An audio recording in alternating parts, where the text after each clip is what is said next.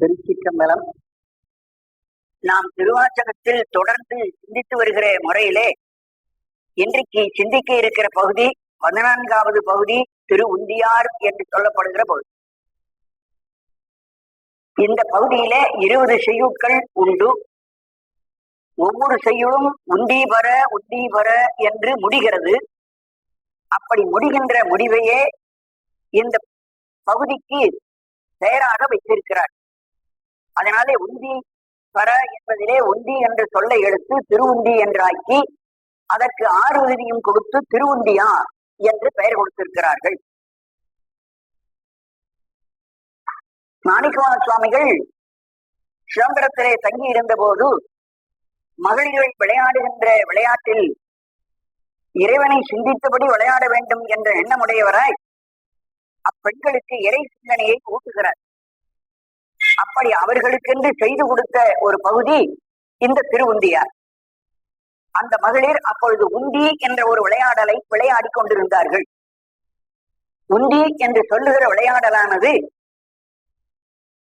உரையில எழுதும் போது ஒரு விதமாக எழுதியிருக்கிறார்கள். நான் சிந்தித்து முடிவு செய்கிறது வேறொரு விதமாக இருக்கும். இரண்டையும் உங்களுக்கு சொல்லுகிறேன். 2 பெண்கள் நின்று கொள்ளுகிறார்கள். தங்களுடைய கை 2ஐயும் தலைக்கு மேல் தூக்கி அதை கீழே தொடை வரையிலும் வேகமாக இறக்கி மறுபடியும் மேல் தூக்குகிறார்கள். இது மாதிரி பலமுறை அந்த கையை வேகமாக அசைக்கிறதானது ஒரு பறவை தன் இறக்கையை அசைத்து பறப்பது போன்ற ஒரு தோற்றத்தை உண்டு பண்ணும். அதோடு கால்களையும் உந்தி உந்தி மேலே எழுந்து குதிக்கிறார்கள். அப்படி குதித்து விளையாடுகின்ற ஒரு விளையாட்டு என்று இதற்கு முன்னிருக்கிறவர்கள் உரை எழுதியிருக்கிறார்கள். அப்படி எழுதுகிற இந்த ஒரு விளையாட்டிலே 10 பேர் கூட வரிசையா நின்று இது மாதிரி விளையாடலாம். 4 பேர் இருந்து விளையாடலாம். 2 பேர் இருந்து விளையாடுகிறார்கள் என்ற நியதி இருக்க முடியாது. இன்னொரு விதமான ஒரு விளையாட்டு இருக்கிறது. இது பழைய உரை சொன்னேன். இப்ப நான் நினைத்து இருக்கிற உரையை சொல்லுகிறேன். 2 பெண்கள் எதிரெதிராக நின்று கொண்டு 2 கால்களையும் ஒட்டி வைத்துக் கொள்கிறார்கள். தங்களுடைய 2 கைகளையும் மாறி நீட்டி 2 பேரும் மாறி மாறி கையை பிடித்துக் கொண்டு பின்பக்கமாக 2 பேரும் சாய்த்து விடுகிறார்கள். அப்படி கை பிடிமானம் இருப்பதனாலே அவர்கள் எவ்வளவு பின் சாய்ந்தாலும் கீழே விழமாட்டார்கள். அதன் பிறகு காலை உந்தி அவர்கள் வேகமாக சுழலுகிறார்கள். அதை இன்றைக்கு மரப்பிணை சுத்துதல் என்று ஒரு விளையாட்டாக இன்றைக்கும் பார்க்கிறோம். இதுல 2 பெண்கள் தான் இந்த விளையாட்டில் இருக்கலாம். இன்னும் 2 பேர் வேணா அடுத்தாப்புல விளையாடலாமே தவிர இந்த 2 பேருக்குள் இன்னொருத்தி 3வது வந்து சேர முடியாது. இவர்கள் காலை உந்தி உந்தி மாற்றி மாற்றி சுழல்கிறதுக்காக உந்தி உந்தி வட்டமாக பறந்து வருதலினாலே இது உந்தீபர என்ற விளையாட்டாக இருக்க வேண்டும். இன்றைக்கு அதை மரப்பிணை என்று சொன்னாலும் பழைய காலத்தில் அதுதான் உந்தி பறத்தல் என்ற விளையாட்டாக இருக்க வேண்டும். இதில் 2 பேர் எதிரெதிராக நின்று கொண்டு விளையாடுகிற விளையாட்டாக அமைதலினாலே என்று நான் இதற்கு கருத்தை தெரிவிக்கிறேன். இந்த விளையாட்டில் அவர்கள் என்ன மேற்கொள்ளுகிறார்கள் என்றால், இந்த 2 பெண்களில் ஒரு பெண் இறைவனுடைய ஒரு அருட்செயலை சொல்லுகிறாள். 2வது பெண் அதை இன்னும் விமர்சித்து சிறப்பிக்கிறார் என்பதை நாம் பார்க்க போகிறோம். சாழல் ஒரு பகுதியிலே பார்க்கிற போது ஒரு பெண் வினாவுவதாகவும் இன்னொரு பெண் அதற்கு விடை கூறுவதாகவும் வரும். அப்பொழுது ஒருத்தி எதிர்முகமாக பழித்தல் முகமாக வினாவை கேட்பார். ஆனால் பதில் சொல்லுகிறவர் புகழ்ச்சி முகமாக அதற்கு பதில் சொல்லுவார். ஆகவே வினா இகழ்ச்சியாகவும் விடை புகழ்ச்சியாகவும் ஒன்றுக்கொன்று எதிராக வரும். இங்கே பேசுகிற 2 பேருடைய பேச்சில் எப்படி வரப்போகிறது என்றால், முதலில் இருப்பவள் சொல்லுவது ஒரு செய்தி. அந்த செய்தியை ஆதரித்து புகழ்ச்சியாக ஆக்குவது 2வது பேசுகிற பெண். அதே செய்தியை இன்னும் கொஞ்சம் உயர்த்தி காட்டி 2வது பெண் அந்த கதையை முடிப்பார். அந்த முறையிலே வருகிறது. இவர்கள் வேகமாக சுற்றி கொண்டே ஆடுவதனாலே இந்த பேச்சு நீளமாக இருக்க முடியாது. அவர்கள் வேகமாக சுற்றும் போது மூச்சு வாங்கும். அப்படி மூச்சு வாங்குவதனாலே அவர்கள் பேச்சு அதிகமாக பாட்டை நீட்ட முடியாது. அவ பாட்டு சுருக்கமாக முதல் 2 வரி ஒருத்தி பாடுறா. அடுத்தாற் போல் இருக்கிற ஒரு வரியை இரண்டாவது பெண் பாடுகிறார். இந்த பாட்டை அச்சிட்டவர்கள் 3 வரியாக அச்சிட்டிருக்கிறார்கள். உண்மையிலேயே இந்த பாடலுடைய இலக்கணப்படி இது 3 வரி பாட்டு அல்ல, இது 2 வரி பாட்டுத்தான். 2 அடிகளை கொண்ட பாட்டு. முதல் வரி ஒன்று, இரண்டாவது வரி ஒன்று. இந்த ரெண்டும் வேறு வேறு வரிகள் என்பதை நிச்சயிப்பதற்கு இலக்கண முறையில எதுகை இருக்கும். இப்ப வளைந்தது வில்லு, உழைந்தது முப்புறம் என்று சொல்லும் போது வளை உளை, அந்த ளை என்ற 2வது எதுகெழுத்து ஒத்திருக்கு. அதுக்கு அடுத்த வரியில ஒருங்குடன் என்று இருக்கு. அதில் 2வதாகிய எழுத்து வரவில்லை, எதுகை வரவில்லை. எதுகை வரவில்லை என்றால் அடுத்த வரி அல்ல, அது தனக்கு முன் இருந்த வரியோடு ஒட்டி இருக்கலாம் என்று நாம் சிந்திக்கணும். அப்படியானா அந்த 2வது வரி இருக்க உழைந்தன என்பதோடு சேர்த்து வரக்கூடிய ஒரு வரி இது. அந்த ரெண்டும் ஒரே வரி. அந்த ரெண்டும் ஒரே வரி என்பதை எப்படி இலக்கணத்தால் ஒத்துக்கொள்வார்கள் என்றால் மோனை இருக்கணும். 2வது எழுத்து ஒற்றுமை இல்ல, முதல் எழுத்து ஒற்றுமை. முதல் எழுத்து ஒற்றுமைக்கு மோனை என்றும் 2வது எழுத்து ஒற்றுமைக்கு எதுகை என்றும் இலக்கணம் சொல்லுவார்கள். உழைந்தன என்ற ஊனாவுக்கு ஒருங்குடன் என்ற ஓ ஒட்டு வந்து வருகிற எழுத்து. உ உ ஓ ஓ இந்த 4 எழுத்தும் ஓரினம். அ ஆ ஐ ஔ இந்த 4 எழுத்தும் ஓரினம். அப்புறம் இ இ ஏ ஏ என்ற 4 உயிரும் ஓரினம் என்று அதற்கு இலக்கணத்திலே பிரித்திருக்கிறார். அதனால்தான் ஊவுக்கு ஓ என்ற எழுத்து மோனையாக நின்று 2வது வரியோடு சேர்ந்து நிற்கிறதை நீங்கள் பார்க்கலாம். இது போலதான் மற்ற எல்லா பாட்டுமே. அதனால இந்த 3வது வரி வருகிறது, அது எப்படி அச்சு போட்டிருக்க வேணும்னு கேட்டீங்கன்னா, உழைந்தன என்ற 2வது வரிக்கு கொஞ்சம் உள்ளே தள்ளி அதை அச்சிட்டு இருக்கணும். அதாவது முதல் வரியை சார்ந்ததுதான் இதுவும் என்ற காட்ட வேணும்னா அச்சு போடுகிற போது அதை கொஞ்சம் உள்ளடக்கி ஆரம்பிக்கணும். அப்படி உள்ளடக்கி ஆரம்பிச்சா அது முதல் வரியை சேர்ந்தது என்று தெரிந்து கொள்ளலாம். இதெல்லாம் இந்த இலக்கண முறையில இது இது எதுக்காக சொல்றேன்னா, இந்த பாட்டினுடைய இலக்கணம் இது 2 வரி பாட்டு தான் என்று தெரியும். இந்த 2 வரியிலேயே முதல் வரி இருக்கிறது, அது 4 சீர் கொண்டிருக்கு. 2வது வரி இருக்கிறதே அது 4 3 7 3 3 6 சீர் கொண்டு வருகிறது. முதல் வரிக்கு 4ம் 2வது வரிக்கு 6ம் நீளும். 2வது வரி நீண்டு வரலாம். அப்படி நீண்டு வந்தா அது கலித்தாழ்சை என்று பெயர். இப்படியெல்லாம் சில இலக்கண முறை இருக்கு. அந்த இலக்கண முறையில இது கலித்தாழ்சை என்ற இலக்கணமுடையதாக அமைந்த பாட்டு. மேல போட்டுக்காங்க கலித்தாழ்சை. அப்படி கலித்தாழ்சைன்னா ஈற்றடி நீண்டு இருக்கணும். முதல் வரியை விட 2வது வரியானது சீர்கள் கூடி இருக்கணும் என்று அதற்கு இலக்கணம். இந்த முறையில இப்போ அந்த 2 பெண்களுடைய பாடல்களை கொண்டதான இந்த 20 பாட்டுல மாணிக்கவாசகர் எந்த அமைப்பிலே போகிறார் என்றால், சிறு பெண்கள் ஆகலினாலே அவர்கள் வாயிலிருந்து புராண கதைகளே வரட்டும் என்பதாக புராண கதைகளை எடுத்துக் கொள்கிறார். அந்த புராண கதையிலையும் கூட அஷ்ட வீரட்டம் என்று சொல்லுகிற வீரட்டத்துல திரிபுரத்தை எரித்தது என்பது ஒரு வீரட்டம். அது திருவதிகை வீரட்டம்னு பேரு. திரிபுர சம்ஹாரமாகிய ஒரு கதை. அந்த கதையை முதல் 4 செய்யுள்களில் சொல்றார். 1லிருந்து 4 செய்யுள் வரையிலும் திரிபுர சம்ஹாரமாகிய கதையே பேச்சிலே வருகிறது. அதற்கு பிறகு 5வது பாடலிலிருந்து 16வது பாடல் வரையிலும் இன்னொரு விதமான வீரட்டம்.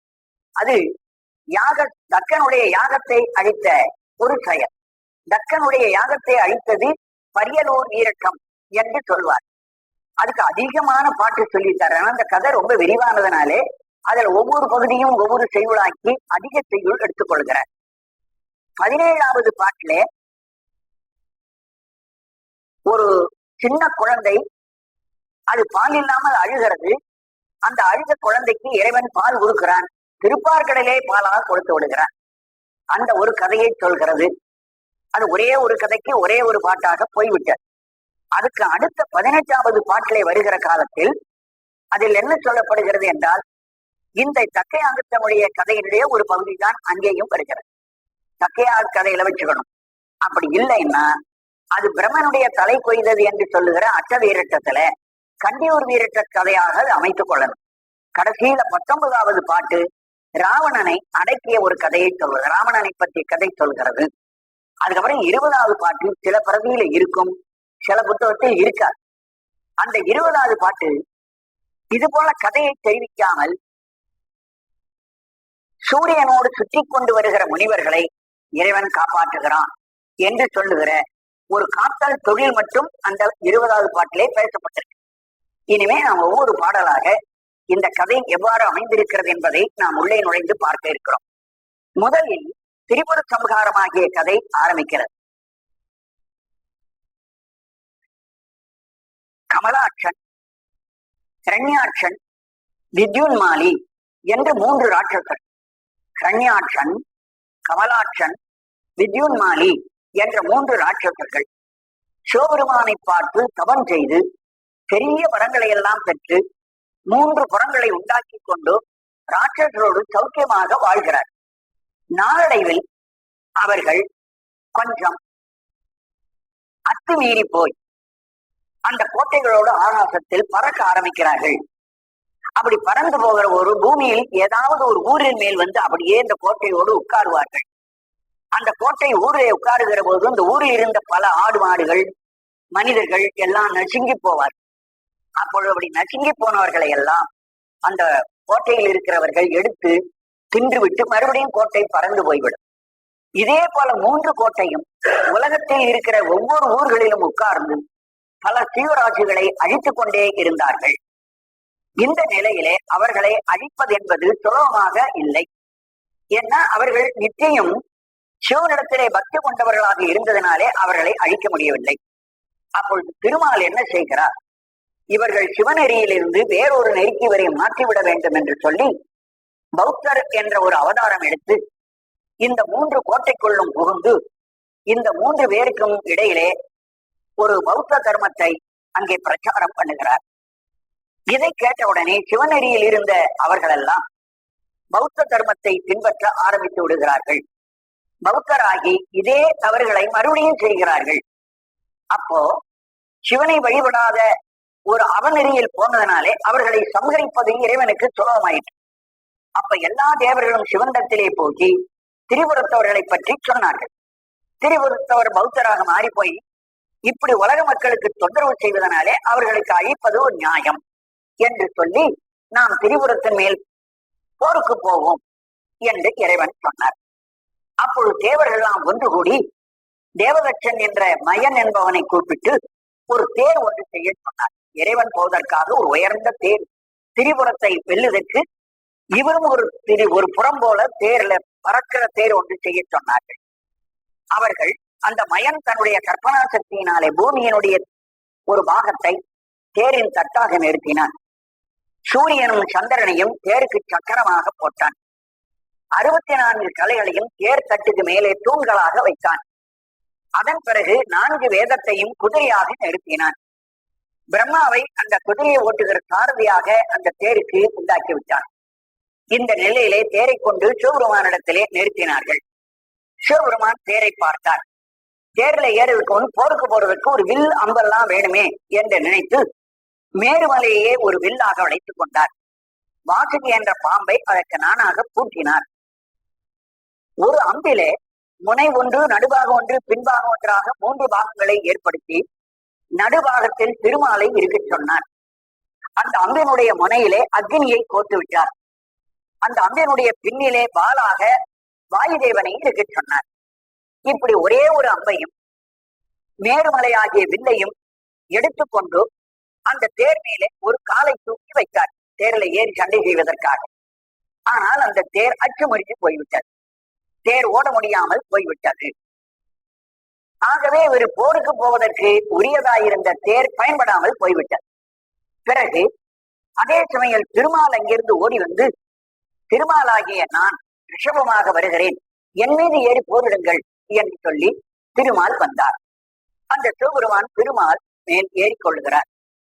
அதன் பிறகு அந்த முப்புறத்தை பார்க்கிறார். அதற்குள் இருந்தவர்களெல்லாம் பல பேச்சுக்களை பேசுகிறார்கள்.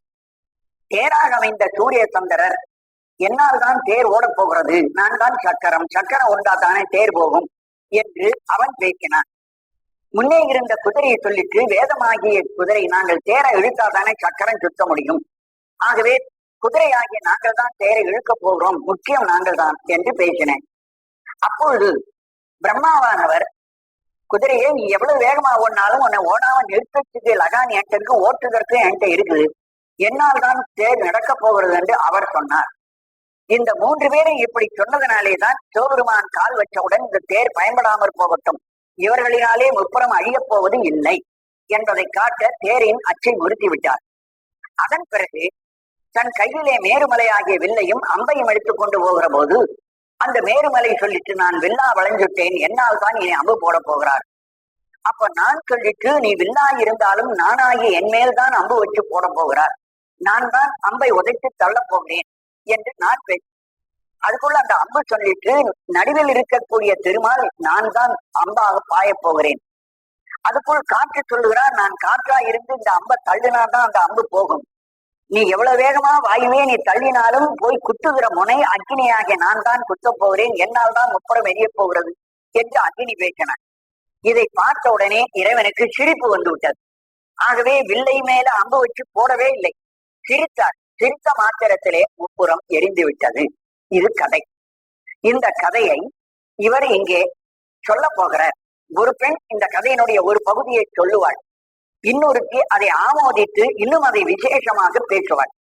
வளைந்தது வில்லி விளைந்தது பூசல் உழைந்தனமோ பூரம் உந்தீபரம் ஒருங்குடன் வந்தவாருந்தீபரம்.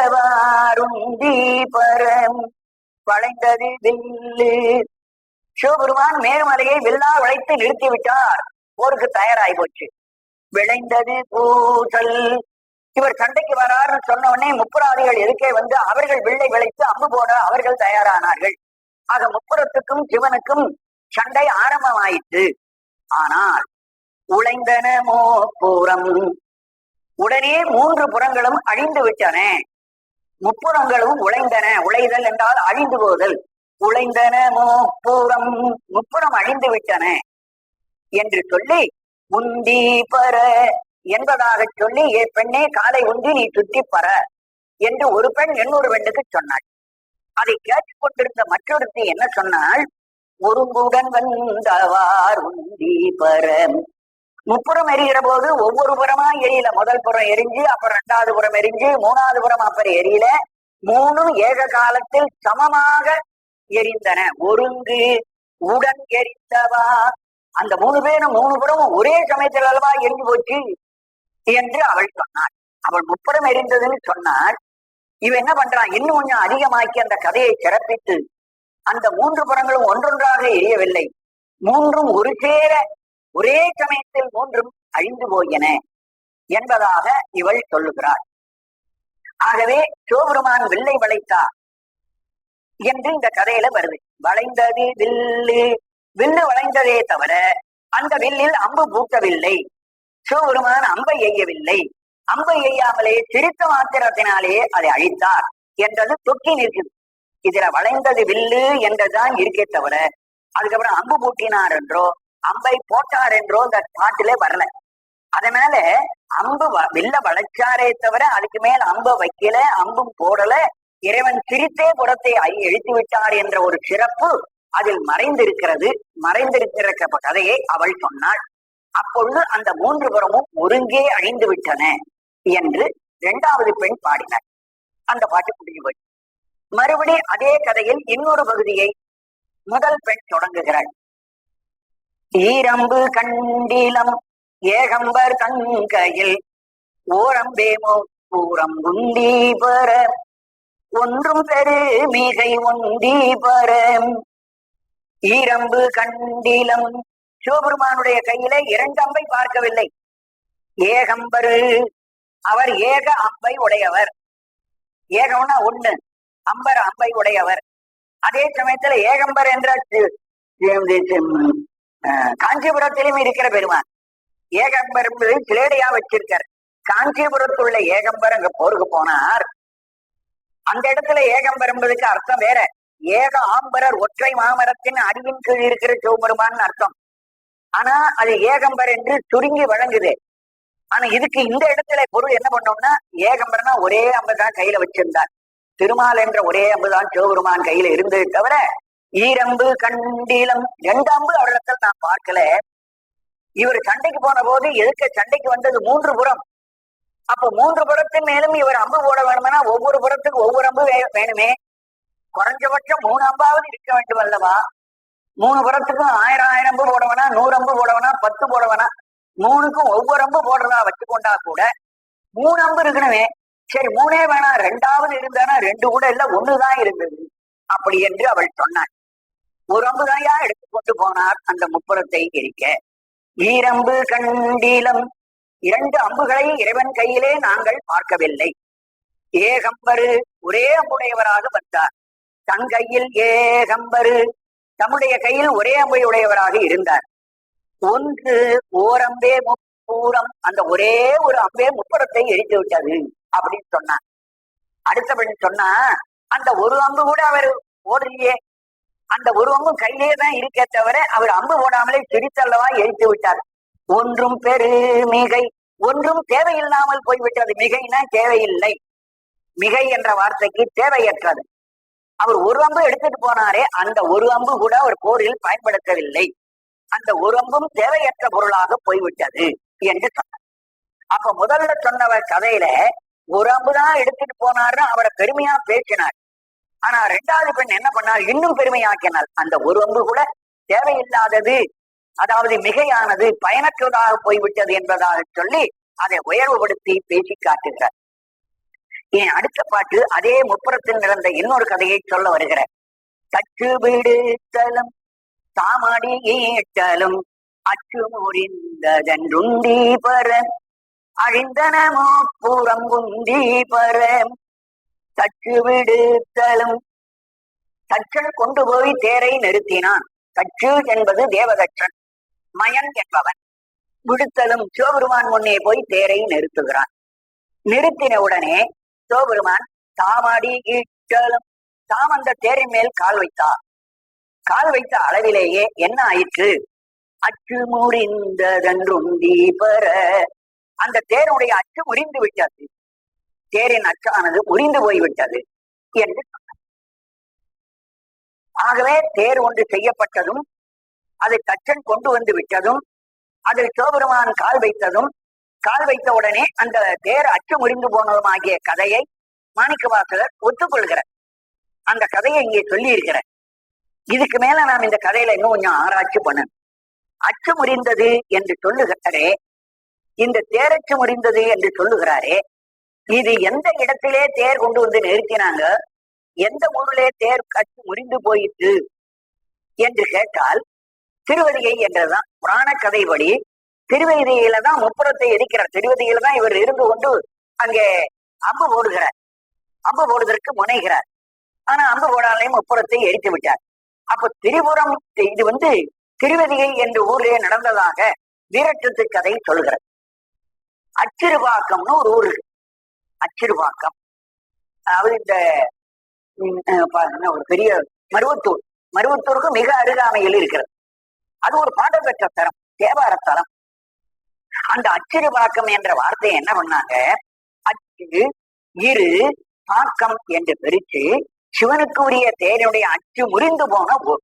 அந்த ஊர்ல தான் சிவபெருமானுடைய தேர் முறிஞ்சு போச்சு அப்படின்னு ஒரு கதை எழுத்தார். அந்த ஊர்க்காரர்கள் அந்த ஊரில் தான் தேரச்சு முறிந்து போய் என்று சொன்னார்கள். அதுக்கப்புறம் இந்த கதை இன்னும் எப்படி பெருசா போச்சுன்னா, ஏன் தேரச்சு முறிஞ்சது என்று ஒருத்தர் கேள்வி கேட்டார். எந்த காரியத்தை ஆரம்பிச்சாலும் விநாயகரை வழிவிட்டு விட்டு நடத்தணும். சிவபெருமான் முப்புறத்தை எரிக்க போகும்போது விநாயகரை வழிபடல, விநாயகரை வழிபடாதான் தேரச்சு முறிஞ்சு போச்சு. அந்த ஊர்ல ஒரு விநாயகர் ஒண்ணு வச்சு அந்த விநாயகர் தான் தேரச்ச முடிச்சா என்று அதுக்கு ஒரு விநாயகரையும் அந்த கோயில்ல வச்சிருக்காங்க. இன்னைக்கு அச்சிறுபாகத்துக்கு போனா அந்த ஊர்லதான் இந்த கதை நடந்ததாகவும், அந்த தேரச்சை முறித்தது விநாயகர் என்பதாகவும், அங்கே இந்த விநாயகர் இருக்கிறதாகவும் கதை சொல்றார். விநாயகர் தான் தேரச்சை முறிச்சார் என்பதற்கு என்னையா சான்று இருக்குன்னு கேட்டா, அருணகிரிநாதர் சொல்லிவிட்டார். கைத்தலம் நீரை கனி அப்பமோடாவல் பொறி கப்பிய காரி முகன் அடிபணி என்று வருகிற பாட்டுல, அச்சிவன் ஊரை ரதம் அச்சது பொடி செய்த அதிதீராகம். அச்சிவன் ஊரை ரதம், அந்த சிவன் ஏறி போன தேர் ரதம் அச்சது, அந்த ரதத்தினுடைய அச்சை முறித்த அதிதீரா, ரொம்ப தீரம் உள்ளவனே, பெரிய வீரனாகிய விநாயக பெருமானே, அந்த விநாயக பெருமான கதையில சொல்லிட்டார். சிவனேறி போன தேர் என்ற அச்சம் உரித்தது விநாயகர் என்ற ஒரு கதையை அருணகிரிநாதர் சொல்லிட்டார். ஆனா அவர் அச்சிறு பாகத்தில் நடந்ததுன்னு சொல்ல, பொதுவாத்தான் அவர் சொன்னார். இந்த அச்சிறு பாக்கம் என்ற ஊரை வைக்க சொன்னார். சரி, இந்த அச்சிறு பாக்கத்துக்கு நாயன்மார்கள் போய் பாடல் பாடி இருக்கிறார்கள். நாயன்மாருடைய தேவாரம் எல்லாம் இருக்கு. அந்த தேவாரத்தை எடுத்து படிச்சா அந்த ஊர்ல இந்த தேரை பத்தின கதை ஒண்ணு கூட ஒரு வரியில கூட வரல. அந்த ஊர்ல நடந்திருந்தா அந்த ஞான சம்பந்தரோ அப்புறம் அந்த ஊர்ல அந்த நடந்த முக்கியமான நிகழ்ச்சியும் ஊர் பெயர் அப்படி இருக்கிறதுனால அது அப்படி சொல்லி இருக்கணும். ஒரு பாடலில் கூட இந்த கதையை அவர்கள் குறிக்கவில்லை. அதனாலே அச்சிறுபாக்கம் என்ற அந்த பெயர் தேர்வு அச்சு முடித்ததற்கும் அந்த ஊருக்கும் சம்பந்தம் இல்லை. ஏன்னா அவர்கள் இதை சொல்ல அந்த ஊர் பேரை அச்சிறுபாக்கம் என்று பாடுகிறார்கள். ஆனால் அந்த தேரட்டு முடித்தது என்பதற்கு ஆதாரமாக கதை தெரியவில்லை. பின்ன அப்படியானா அந்த ஊருக்கு ஏன் அப்படி பேர் வந்தது அப்படின்னு அடுத்த ஒரு கேள்வி. இன்னொரு ஆராய்ச்சிக்கு போறோம், அடுத்தபடி போறோம். இவங்க அச்சு இரு பாக்கம் என்று பிரிக்கப்படாத அச்சிறு பாக்கம். பாக்கம்னா ஊர், சிறு பாக்கம்னா சிற்றூர். என்றால் அழகிய, அழகிய சின்ன ஊர். பாக்கம் பாக்கம் என்று எத்தனையோ ஊர் இருக்கு. அந்த ஊர்ல அது சின்ன ஊர், அது அதனால சிறுபாக்கம் என்று பெயர் வந்தது. அதோடு அழகா இருந்ததுனாலே அச்சிறு பாக்கம். ஆனா அழகு, அழகிய சிற்றூர், அவ்வளவுதான். அப்படி அழகிய சிற்றூர் என்ற அந்த ஊர் பெயரை இவங்க வலிந்து வேறு விதமா பிரித்து அதுக்கு இந்த புராண கதை, இந்த புராணம் உண்டு. அதாவது இறைவன் தேர் ஏறின போது அச்சு முறிந்தது என்ற கதை உண்டு. இந்த கதையை அந்த ஊர் மேல போய் ஏற்றி விட்டார்கள் என்பதை நாம் தெரிந்து கொள்ளணுங்கிறதுக்காக தான் அந்த கதையை உங்களுக்கு அச்சிறுபாகத்தையும் சொல்லி அதுக்கு உண்மையான பொருள் என்ன என்பதையும் உங்களுக்கு சொல்றேன். ஞானசம்பந்தர் போன்றவர்கள் அந்த கதையை அந்த ஊர் தேவாரத்திலே குறிக்கவே இல்லை. அதனாலே இந்த கதை அந்த ஊரில் நடந்தது அல்ல என்பதை நாம் தெரிந்து கொள்ள வேண்டியவராக வருகிறோம். ஆக இதில் தக்கையாகத்தில் இந்த விதமாக அச்சிருந்த கதை வரும். இனி தேவாரத்திலேயே எத்தனையோ கதைகள்லாம் வருது. முப்புறத்தை எரித்த கதை பல இடத்தில் சொல்லுகிறார். முப்புறத்தை எரித்தான், முப்புறத்தை எரித்தான் பல இடத்தில் தேவாரங்களில் வருகிறது. அதில் தேரில் போகும்போது தேர் அச்சு முறிஞ்சு போச்சுங்கிற செய்தி இருக்கு பாருங்க, ஒரே ஒரு இடத்தில் தான் வந்திருக்கிறது. வேற எந்த தேவாரத்திலும் வரவில்லை. ஒரே ஒரு தேவாரத்தில் மட்டும்தான் அச்சிருந்து போனது என்ற செய்தி குறிக்கப்பட்டிருக்கிறது என்பதை பார்த்தோம். ஆகவே இந்த கதை பிராபல்யமாக இல்லை. பிராபல்யமா இருந்தா அடிக்கடி சொல்லுவார்கள். ஆனா முப்புறம் எரித்த கதை பிராபல்யம், அதை பல இடத்தில் சொல்லிக் கொண்டு வருகிறார். முப்புறம் எரித்ததை ஞானசம்பந்தர் காலத்துக்கு முன்னேயே இருந்தவர் திருமூலர். திருமூலர் சொல்றார், முப்புறம் எரித்ததை பற்றி சொல்றார். இந்த முப்புறம் எரித்தது என்பது ஒரு தத்துவ கதை. அவருடைய கோட்பாடுபடி இது புராண கதை அல்ல, நடந்த கதை அல்ல. அதாவது மக்களுக்கு ஒரு தத்துவத்தை உணர்த்த வேண்டும். அந்த தத்துவத்தை புரிய வைப்பதற்காக ஒரு கதை சொன்னால்தான் அவர்களுக்கு புரியும். அந்த கதையை முதல்ல சொல்லி கொஞ்ச நாள் கதையை நம்புற கதையாகவே ஆக்கிவிட்டு அவன் அந்த தத்துவத்தை உணர வருகிற காலத்திலே இந்த கதை நடந்த கதை அல்லப்பா, இதிலிருந்து ஒரு தத்துவத்தை நீ தெரிந்து கொள்ள வேண்டும் என்று அவர் சொல்றார். முப்புறம் எரித்தது எரித்தது என்பது மூடர்கள், முப்புறம் எரித்தனன் என்று சொல்லுவர்கள் மூடர்கள், முப்புறத்தை எரித்தான் சிவபெருமான் என்று சொல்லுகிறவர்கள் முட்டாள்கள். அப்புறம் முப்புறம் என்பது என்ன? முப்புறம் என்பது மும்மல காரியம், ஆணவம் கண்மம் மாய என்ற 3 மலத்தை அழித்த கதைதான் முப்புறம். ஆகவே முப்புறத்தை அழிக்க வேண்டுமானால் இந்த பூலோகம், அதன் பிறகு வேதமாகிய குதிரை, பிரம்மனாகிய இவர்களால் போய் முப்புறத்தை எரிப்பதற்கு பிரம்மாவாலோ வேதத்தினாலோ மற்ற சூரிய சந்திரர்களாகிய இந்த சாமானியமான தேவர்களினாலே அழிக்க முடியாது என்பதனாலேதான் சிவபெருமான் கால் வச்சு தேர ஒடிச்சிட்டார். உங்களால முப்புறத்தை எரிக்க முடியாது, அதாவது மும்மல காரியம் உங்களால் நடைபெறாது. அதுக்கு பிறகு மேருமலை வாசுகி என்றனா இந்த திருமால் போன்ற அக்னி வாயு என்ற தேவர்களாலும் முப்புறத்தை அழிக்க முடியாது என்பதற்காக சும்மா பயனற்ற கருவிகளாக நிறுத்தி விட்டார். அது தன்னால் தான் ஆகும் என்பதனாலே தானே சிரித்து முப்புறத்தை எரித்து காட்டினார். அதனால இந்த தத்துவத்தை உணர்த்துகின்றதற்காக இந்த கதை வந்திருக்கிறது என்பதாக திருமூலர் இது தத்துவ ரீதியாக விளக்கிவிட்டார். ஆனா ஞானசம்பந்தர் போன்றவர்கள்லாம் தத்துவ ரீதியாகவே சொல்லல, இத நடந்த கதை போலவே புராண கதைகளாகவே தன்னுடைய நூல்களை சொல்லி கொண்டு போகிறார். ஏன் என்று சொன்னால் ஞானசம்பந்தர் காலத்திலே இருந்த மக்கள் வேற்று மதத்தில போய் சமண பௌத்தத்திலே விழுந்து விடாமல் இருப்பதற்கு சைவத்தில் நிலைநிறுத்த வேண்டிய அவசியம் இருந்தது. அவர்களுக்கு போய் தத்துவம் பேசிக் கொண்டிருந்தால் அவர்கள் சமயத்துக்குள்ள வரமாட்டார். அவர்களுக்கு அப்போது இறைவனிடத்திலே நம்பிக்கையும் இறை வழிபாடும் வேண்டும். அந்த இறை வழிபாட்டுக்கு இந்த புராண கதைகள் எல்லாம் தேவை. ஆகவே புராண கதைகளை பொய்யென்றோ தத்துவ கதை என்றோ உணர்த்தாமல் மெய்க்கதை போலவே அவர் கொண்டே வந்து ஊர் ஊரா போய் அந்த முறையிலே பிரச்சாரம் பண்ணினவர்கள். ஆகவே அவர்களுடைய பாடல்களில் இதை தத்துவமாக சொல்லாமல் உண்மை கதைகளைப் போலவே அவர்கள் எடுத்துரைத்தார்கள் என்று நாம் தெரிந்து கொள்ள வேண்டும். இனி 4வதாக இன்னொரு பகுதி இந்த முப்புறம் எரித்த பாடல் கதை ஒன்று வருகிறது. உய்யவல்லார் ஒரு மூவரை காவல் கொண்டு எய்யவல்லார் உந்தி பர இளமுலை பங்கனன்றுந்தி பர. இந்த முப்புறத்தை எரித்த காலத்தில் இறைவன் ஒரு பெரிய சாமர்த்தியம் பண்ணியிருக்கிறார். ஒவ்வொரு புறத்திலும் ஒவ்வொருத்தர சாகாம பாதுகாத்திருக்கார். புறம் பத்தி எரியுது, புறத்துக்கு தலைவன் எரிகிறான், மற்ற ராட்சசர்கள் எல்லாம் எரிகிறார்கள். அதுல ஒரே ஒருத்தர், ஒவ்வொரு புறத்திலும் ஒருத்தர், 3 புறத்துல 3 பேர் மட்டும் சாகாம இருக்காங்க. அந்த நெருப்பு அவர்களை தொடர எந்த விதமான அழிவும் இல்லாமல் அந்த 3 பேரும் தப்பிச்சு வெளியில வரார்கள். இப்படி ஒரு சாமர்த்தியமாக செய்தார். ஏன் இந்த 3 பேரை காப்பாத்தினா அப்படின்னு கேட்டா, இந்த முப்புறத்தில் இருக்கிறவர்கள் அத்தனை பேர் ராட்சசர்கள் தான். அந்த ராட்சசர்களை ஒவ்வொரு உரத்திலும் ஒருத்தன் மட்டும் பௌத்தனா மாறல. பௌத்தர்களாக திருமால் எல்லாரையும் பௌத்தனா மாத்தினாரே.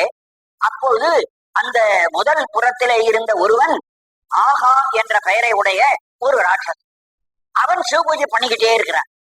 2வது ஒரு புறத்திலே இருக்கிற ஒரே ஒருவன் அந்த மாதிரி பௌத்தனாக மாறல. அவனுடைய பெயர் ஊகு என்று பெயர். ஒருத்தன் பேர் ஆகா, இன்னொருத்தன் பெயர் ஊகு. 3வது இருக்கிறானே, அந்த புறத்தில் இருக்கிற அந்த எதில் இருக்கிறவன் பானாசூரன். இவனை பற்றி கேள்விப்பட்டிருப்பீர்கள், பானாசூரன் என்பவன். அந்த வாணன் என்பவனுடைய மகள் தான் உஷை. உஷை என்ற பெண் தான் மன்மதன் கல்யாணம் பண்ணி கொடுக்கறதுக்காக வரான். பெருமாள் அந்த பெண்ணை அவனுக்கு கல்யாணம் பண்ணி வைக்கிறார் என்றதான் நான் பார்க்கிறோம். அது வைணவ கதையில போகும். அந்த வானாசூரன், இந்த 3 பேர்களும் சிவபூஜை செய்தவர்களாக அந்தந்த புறங்களிலே இருக்கிறார். இப்ப சிவபெருமானுக்கு முப்புறத்தை அழிக்கிற காலத்துல 3 பேருக்கு தொந்தரவு இல்லாமல் மற்றவர்கள் மட்டும் அழிக்கணும். அது ஒரு பெரிய சாமர்த்தியமான செயல். அதை சொல்றார். உய்யவல்லார், தப்பிக்க வேண்டிய ஒரு சிவபூஜை செய்ய வல்லவர்களிலே ஒரு மூவரை ஆகா ஊகு வானாசூரன் என்ற 3 பேரை காவல் கொண்டு அவர்களை மட்டும் காப்பாற்றி எய்யவல்லானுக்கே, மற்றபடி அந்த முப்புறத்தை அழிக்கக்கூடிய வல்லமையுடையவனாகிய சிவபெருமானுக்கு இது ஒரு பெரிய ஆற்றல் அல்லவான்னு ஒரு பேச்சினார்.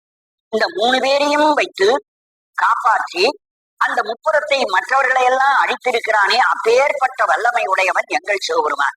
அவனுக்கு வெற்றி கிடைத்தது என்று சொல்லி உந்தி பெற, அவனுக்கே என்று நிறுத்திவிட்டு ஒரு சொல் வரிவிச்சு பாட்ட முடியும்.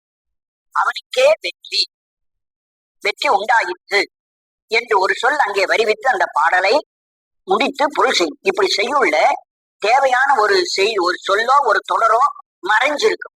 அதுக்கு எச்சம் என்று பெயர். அது இசை எச்சம் என்று சொல்லுவார். அந்த இசையத்தினாலே அந்த சொல்ல வரிவிச்சு பொருள் முடிக்கும். இப்படி ஒருத்தி சொன்னார். முப்புறத்திலே 3 பேரை காப்பாற்றி மற்றவர்களை எல்லாம் அழிப்பதிலே வல்லவனாகிய பெருமானுக்கு எவ்வளவு பெரிய வெற்றி பார் என்று ஒருத்தி சொன்னாள். அப்புறம் அதற்கு 2வது பெண் என்ன சொல்கிறாள்? அவன் யாரு தெரியுமா? இளமுலை பங்கனன் பெற, இளைய நகிலை உடையாளாகிய உமாதேவிக்கு கணவன். அவன் யாரு தெரியுமா? அவன் தான் மட்டும் எரிச்சு விடல, உமாதேவிய பக்கத்துல துணையா வச்சத்தால்தான் அந்த 3 பேரை காப்பாத்திருக்கிறான். 3 பேரை காப்பாற்றி எரிக்க வேணுமானால் தாய்மை சக்தி வேணும். தெய்வத்திலேயே இரக்க குணமுடையது தாய்மை.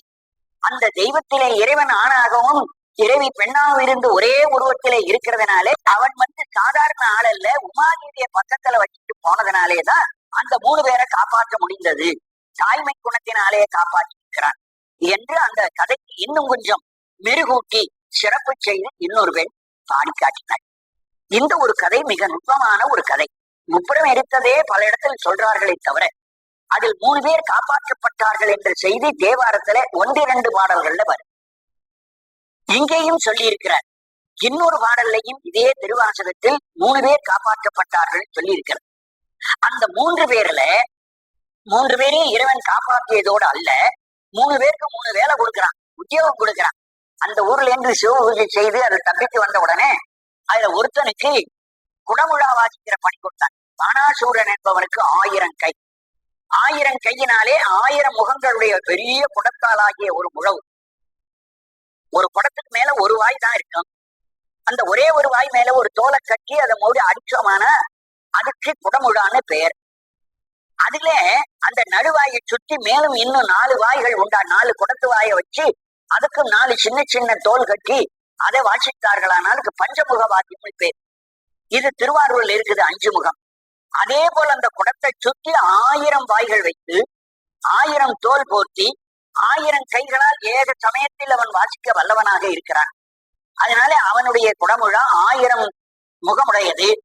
அப்பேற்பட்ட குடமுழா வாசிக்கிறதாக பானாசூரனை வைத்துக் கொண்டார் என்று இந்த திருவாசகத்திலே சொல்றார். சரி, மற்ற 2 பேர் என்ன ஆனார்கள்? அதை இதுல சொல்லல. இந்த திருவாசகத்திலே இங்கே முப்புறத்தில் 3 பேர் காப்பாற்றப்பட்டார்கள் வருது. இன்னொரு திருவாசகத்திலே இந்த 3 பேரில் ஒருவனை தனக்கு குடமுழா வாசிப்பதற்கு வைத்துக் கொண்டார் என்று சொல்லுகிறார். மற்ற 2 பேர்கள் என்ன ஆனார்கள் என்ற செய்தியை இவர் சொல்லல. ஆனா இவருக்கு முன்னேயே அது கதை வெளிவந்துச்சு. அந்த 2 பேருக்கு யார் உத்தியோகமும் என்ன உத்தியோகம் கொடுத்தார் என்பதை சுந்தரர் சொல்லியிருக்கிறார். இந்த மாணிக்க வாசகரும் 9ஆம் நூற்றாண்டு, சுந்தரரும் 9ஆம் நூற்றாண்டு. சுந்தரருக்கு பின்னே சுமார் ஒரு 40 ஆண்டுகளுக்கு பின்னேதான் மாணிக்க வாசகர் இருந்திருக்கிறார். தனக்கு முன்னே இருந்த சுந்தர் அந்த கதையை சொன்னதனாலே அதிகமா சொல்லாமல் கொஞ்சமா சொல்லி விட்டு விட்டார். சுந்தரர் திருப்புன்கூருக்கு போய் திருப்புன்கூர்ல தேவாரம் பாடுறார். அந்த திருப்புன்கூர் தேவாரத்திலே முப்புறத்தில் இருந்து காப்பாற்றப்பட்ட 3 பேர்ல 2 பேரை உன்னுடைய கைலாசத்தின் கோயிலுக்கு 2 வாயில் காவலாக எடுத்துக் கொண்டீர், வாயில் காவலராக வைத்துக் கொண்டீர். கைலாசத்தினுடைய கோபுர வாசல்ல 2 துவாரபாலகர்கள், ஒருத்தன் ஆகா இன்னொருத்தன் ஊகு, 2 பேரையும் வாயிற்காவலா வச்சுட்டார். அதற்கு பிறகு குடமுழா வாசிக்கிறதுக்காக இந்த வானாசூரனை வைத்தார். இது கொண்டாருன்னு இன்னும் கொஞ்சம் நாம ஊகு என்பவன்ல 2 பேரும் ரொம்ப இசையில கெட்டிக்காரர், பிரமாதமா பாட்டு பாடுவார். அப்படி பாட்டு பாடுகிறவர்கள் பாடிக்கொண்டே வரும்போது அப்படின்னு ஆலாபனம் பண்றார்கள் இல்லையா, அது மாதிரி இவன் ஆலாபனம் பண்றவன் இவன். அதனால்தான் அவனுக்கு ஆகாது.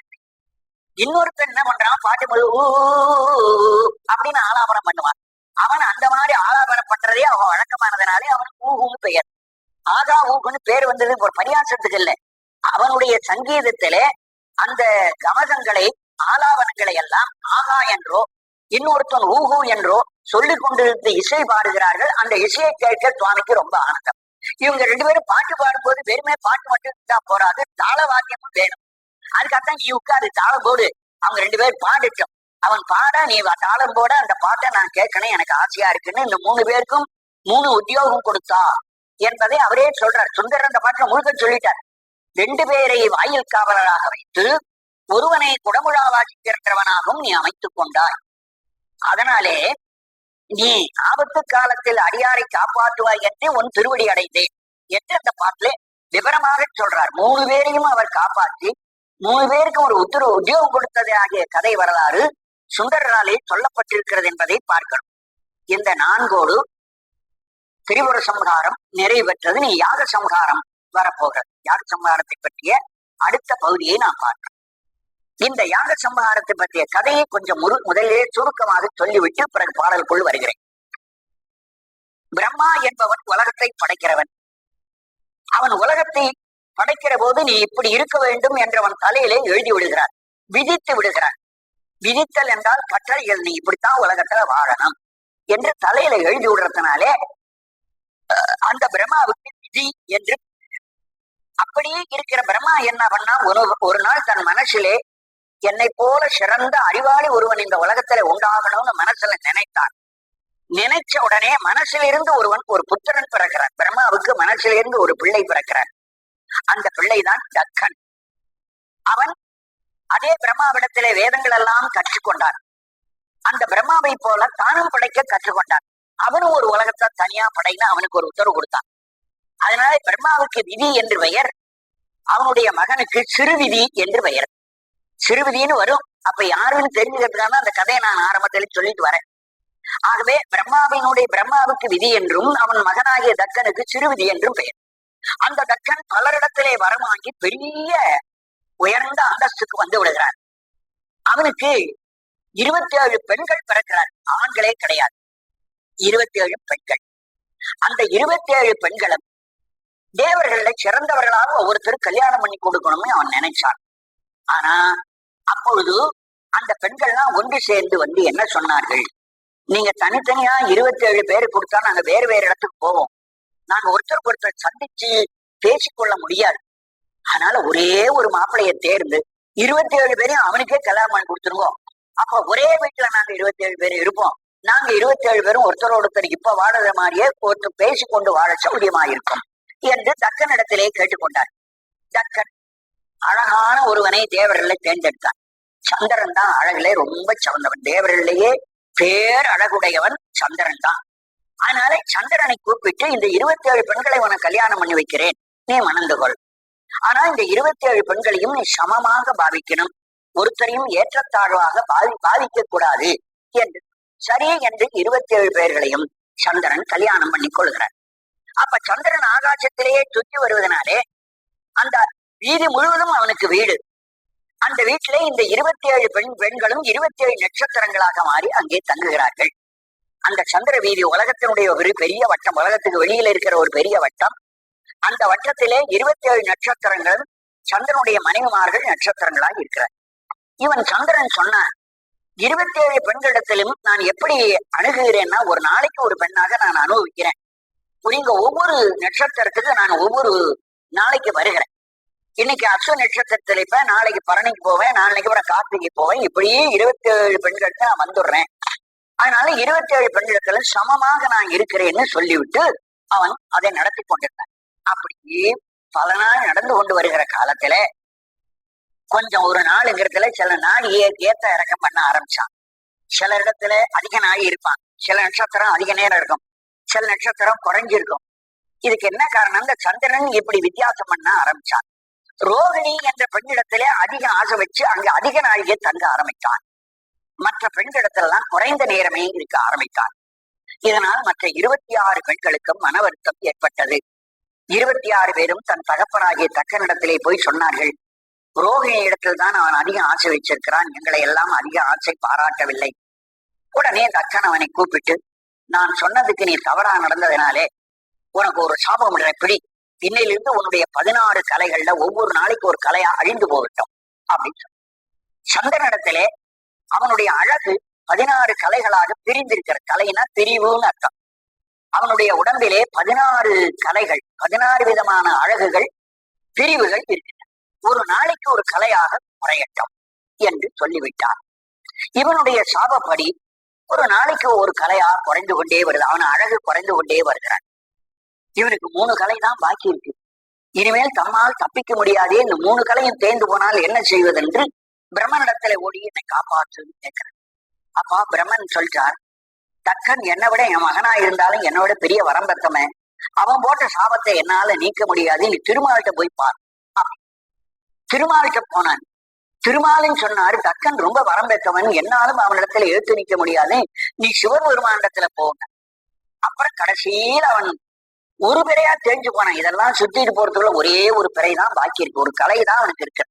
அந்த ஒரு கலையோடு சிவனுடைய காலில் போய் விழுந்து தன் கதையெல்லாம் சொல்லி என்னை காப்பாற்றுங்கள் என்று சொன்னான். சரி, என்னை அண்டி விட்டதனாலே நான் உன்னை காப்பாற்றுகிறேன்னு சொல்லி அவன் குற்றத்தை மன்னித்து, அந்த சாபத்தை நான் எதிர்க்க முடியாது, அதற்கு பதிலா நான் வேற ஒரு சாபம் உனக்கு கொடுக்கிறேன். அதாவது எப்படி என்ன, அவன் உன்னை ஒவ்வொரு கலையா குறைய சொல்லி உனக்கு சாபம் கொடுத்தான். நான் அந்த கலையில் அவனுடைய சாபப்படி நீ 16 கலையும் அழிஞ்ச பிறகு ஒரு கலை மட்டும் உனக்கு அழியாம இருக்கும்.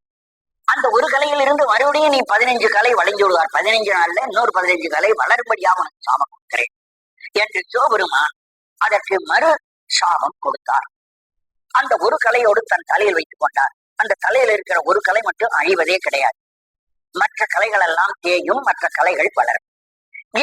இந்த மாதிரி அவன் மறுபடியும் உடம்பு பெற்று உண்டான் என்றது தக்கனுக்கு தெரிந்தது. தக்கனுக்கு அதுக்கு முன்னாடியே ஒரு பெண் இருந்தாள். இந்த 27 பெண்ணுக்கு முன்னாடி ஒரு பெண் பிறந்திருந்தால், அந்த பெண்ணுக்கு பெயர் தாட்சாயினி.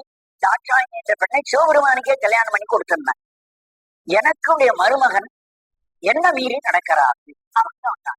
அப்புறம் எப்படி அவனுக்கு கோவம் வர ஆரம்பிச்சது, அவன் எனக்கு மருமகன்னா எனக்கு கீழ்பட்டவன் தானே சிவன், எனக்கு மீறி சந்திரனை எப்படி ஆதரிக்கிறது, அதனாலே அந்த சிவனிடத்திலே நான் போட்டியாக நடக்கிறேன் என்று சொல்லி ஆரம்பித்தான்.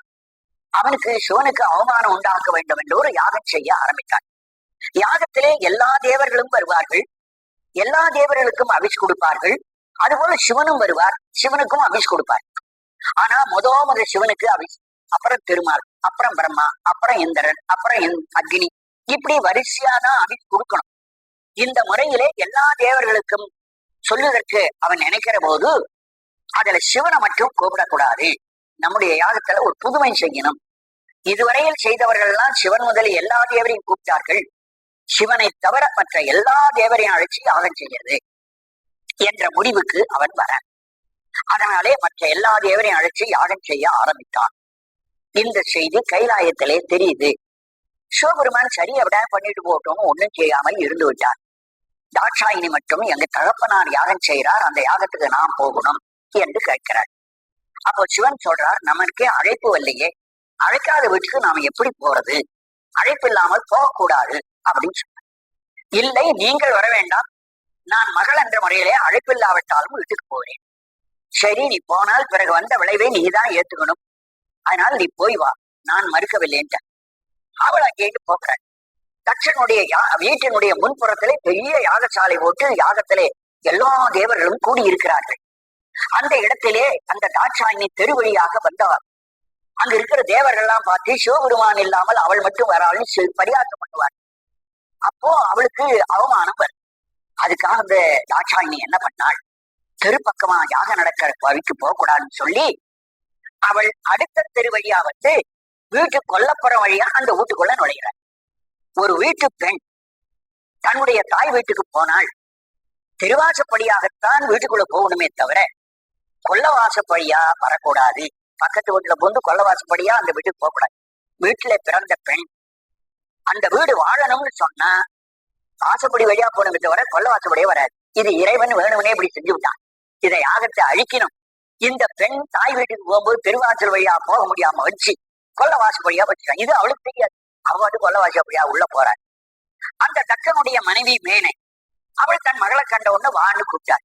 ஆனா தட்சன் பார்த்து, நீ ஏன் இங்கே வந்தாள், நான் உன்னை அழைக்கலையே, நீ வரக்கூடாது என்று அவன் தடுக்கிறான். அப்பொழுது அவள் எத்தனையோ நியாயங்களை எல்லாம் சொல்றாள். எத்தனை நியாயம் சொன்னாலும் எனக்கு சிவபெருமான் இனிமேல் மருமகன் இல்லை, அவன் தேவனும் அல்ல, அவனை விட நான் பெரியவன் என்று இந்த யாகத்தை செய்து நிரூபித்து விடுகிறேன் பா என்று சொல்லி யாகத்தை செய்ய போகிறேன், நீ இங்க இருக்காதே போ என்று விரட்டி விட்டான். அது பிறகு அவள் அந்த வீட்டில் இருந்து மறுபடியும் கைலாயம் போய் நிற்கிறாள். அவள் அவமானப்பட்டு வந்ததனாலே சிவனுக்கு கோபம். அந்த கோபத்தில் இருந்து மகாருத்ரர் என்ற ஒருவர் தோன்றுகிறார். வீரபத்திரர் பல பேர் தோன்றுகிறார்கள். காணிகள் பல பேர் தோன்றுகிறார்கள். இத்தனை பேரையும் யாகத்துக்கு அனுப்பி யாகத்தை அழித்து வாருங்கள் என்று அனுப்பிவிட்டார். அங்கிருந்து வீரபத்திரர், அப்புறம் மகாருத்ரர், காளி, அத்தனை பேர் வர அந்த யாகத்தில் புகுந்து அங்கே உட்கார்ந்து இருக்கார்களை சாப்பிடுவதற்காக. நீ யாகமே நடக்கல, யாகத்துக்கு தான் இப்பதான் ஆரம்பிச்சிருக்கிறார்கள். அதுக்குள்ள அந்த யாகத்துல வந்து அங்க இருக்கிறவங்கலாம் ஓடி போகாம சுற்றி வளைத்து ஒவ்வொருத்தரையும் தண்டனை கொடுக்கிறார். அங்கிருந்த ஒவ்வொருவருக்கும் ஒவ்வொரு விதமான தண்டனை. அந்த தண்டனைகள் எல்லாம் தான் இந்த பாட்டுல யார் யாருக்கு என்னென்ன தண்டனை கொடுத்தது என்பதெல்லாம் இந்த பகுதியில வருது. அதான் அதிகமான பாடல்கள். 5வது பாடலில் இருந்து 16வது பாடல் வரை வருது. அதாவது கிழத்தால் 11 பாடல்கள் இந்த தக்கையாக்க கதை தொடர்கிறது. சாடிய வேள்வி சரிந்திட தேவர்கள் ஓடிய வாபாடி முத்தீவர உருத்திரநாதனு குந்தீவர. சாடிய வேள்வி, வேள்வி சாடிய, வேள்வி அழிக்கப்பட்டன, வேள்வி சாலைகள், வேள்வி இருந்த குண்டங்கள் எல்லாம் சாடிய சாடப்பட்டன, அழிக்கப்பட்டன. சரிந்திட தேவர்கள், தேவர்கள் சரிந்திட வேள்வி சாடிய, அப்படி தலைகீழ படிச்சுட்டு வரணும். தேவர்கள் சரிந்திட, தேவர்கள் தோற்றோடுபடி பயந்து ஓடும்படியாக வேள்வி, வேள்வி குண்டங்கள் எல்லாம் சாடிய. முதல்ல யாக குண்டத்தை வந்து அழிச்சார். அந்த வீரபத்திரனும் மகாருத்ரரும் காணிகளும் வந்து அங்கே போடப்பட்டிருந்த யாக குண்டங்களை முதலில் அழித்தார். இதை அழிச்ச உடனேயே அங்கிருந்த தேவர்கள் பயந்து ஓட்டம் பிடிச்சார்கள். தேவர்கள் சரிந்திட ஓட்டம் எடுக்க வேள்வி அழிக்கப்பட்டன. ஓடிய வாபாடி, அந்த தேவர்கள் எப்படி ஓடினார்கள், ஒவ்வொருத்தர் எப்படி புறமுது காட்டு ஓடினார்கள் என்பதை விசேஷமாக பாடி நீ உண்டி பெற. அதுல பயந்து கொண்டு எப்படி ஓடினார்கள்ங்கிறதையே சொல்லி தீவர என்று ஒருத்தி சொன்னாள். அப்புறம் அடுத்தவள் சொல்றார், இப்படி எல்லாரும் அங்கே யாகத்துக்கு வந்திருந்தார்களே, வந்தவர்கள் அவிஸ் கூட வாங்கி தின்னாமல் இப்படி ஓடினார்களே, ஓடினவர்களுக்கு வெற்றியா சிவனுக்கு வெற்றியா? இந்த யாகத்துக்கு விரோதமாக நிறுத்தப்பட்ட சிவனுக்கு வெற்றியா, இந்த தக்கையாகத்தால் ஓடிய தேவர்களுக்கா சிவனுக்கா என்று கேட்டால், உருத்திரநாதனுக்கு மகாருத்திரருக்குத்தான் வெற்றி. அங்கே அழிக்க வந்தவர்கள் மகாருத்திரர் ஒருத்தர் வந்தார், வீரபத்திரர் வந்தார் சொன்னனே, அதுல மகாருத்திரருக்கு தான் வெற்றியே தவிர தேவர்களுக்கு வெற்றி இல்லை. தேவர்களா ஓடினார்கள் என்று இரண்டாவது பெண் அதை பாடி காட்டினார். அடுத்த பாடல், ஆவா திருமாலா விப்பாகம் கொண்டன்று சாவாது இருந்தான் என்றும் தீவர சதுர்முகன் காத என்றும் தீவர. ஒரு பெண் கொஞ்சம் பரிகாசம் பண்ணி பாடுறாள். அங்கே யாகமே ஆரம்பிக்கிற என்ன அவிபாகமே கொடுக்கற. அவ சொல்றா, திருமால் யாகத்துக்கு வந்து உட்கார்ந்தா, ஐயோ யாகத்துல அவிப்பாகம் வாங்கினா பாத்தியா அப்படின்னா, அவிப்பாகம் வாங்காதவனை வாங்கினா பாத்தியா என்று சொல்லி அவனை பரிகாசம் பண்ணி சொல்றான். என்ன ஆச்சரியம், திருமால் அவிப்பாகம் கொண்டு, திருமாலானவன் அவிர்வாகத்தை வாங்கி கொண்டு அன்று சாவாது இருந்தான், அதை வாங்கி சாப்பிட்டு சாகாம இருந்தானே அப்படின்னு சொன்ன அவன் அவமானப்பட்டான். அந்த தியாகத்திலே திருமால் அவிபாகம் வாங்கவும் இல்லை, அவன் அந்த இடத்துல சாகாம தப்பி பிழைச்சு ஓடினானே, அதுதான் அவன் பெற்ற பயன். சாவாது இருந்தான்னா மற்றவர்கள்லாம் கால்ல நசுபட்டு அடிக்கப்பட்டார்கள், ஆனா திருமால் மட்டும் அங்கே அடி உத வாங்காம தப்பிச்சு ஓடிட்டார். அதனால சாவாது இருந்தார், அவர் அடி உத வாங்காம ஓடி போனார். ஆகவே அவிபாகம் கொண்டு என்பது கொள்ளாததை கொண்டதாக பரிகசித்து கூறிய கூற்று. சதுர்முகன் காதை அப்படி ஓடினவன் யாரு தெரியுமா?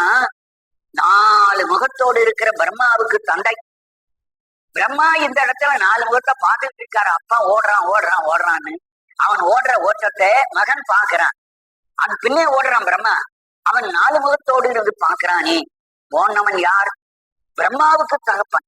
தோத்து போனவன் யார்? பிரம்மாவுக்கு தகப்பன் என்று அந்த வேள்வியை உயர்த்தி பாடினாள். அடுத்தது, வெய்யவன் அங்கி விழுங்க திரட்டிய கையை தரித்தான் என்றும் தீவர கலங்கிற்று வேள்வி என்றும் தீவர.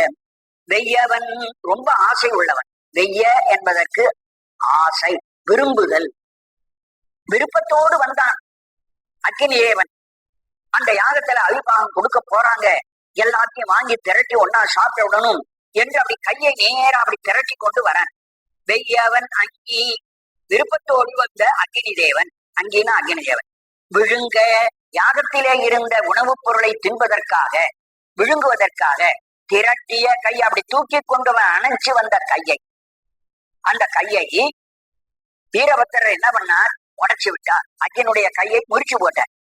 கையை தரித்தான், கையை வெட்டி விட்டார் என்று உந்தீவர கலங்கிற்று வேள்வி என்றும் தீவர. யாகத்திலே முக்கியமா இருக்கிறவன் அக்னி. அவன் தான் எல்லா அபிர்வாகத்தையும் முதல்ல வாங்கணும். அவன் சாப்பிட்ட பிறகுதான் அதை கொண்டு போய் தேவர்களுக்கு அவன் கொடுப்பான். தேவர்கள் அப்படி சாப்பிடுவார். ஆகவே அக்னி இல்லாமல் தேவர்கள் சாப்பிட முடியாது. இங்கே நேரே கொடுக்கப்படுகிற எந்த உணவா இருந்தாலும் அது அக்னிகிட்ட கொடுக்கணும்.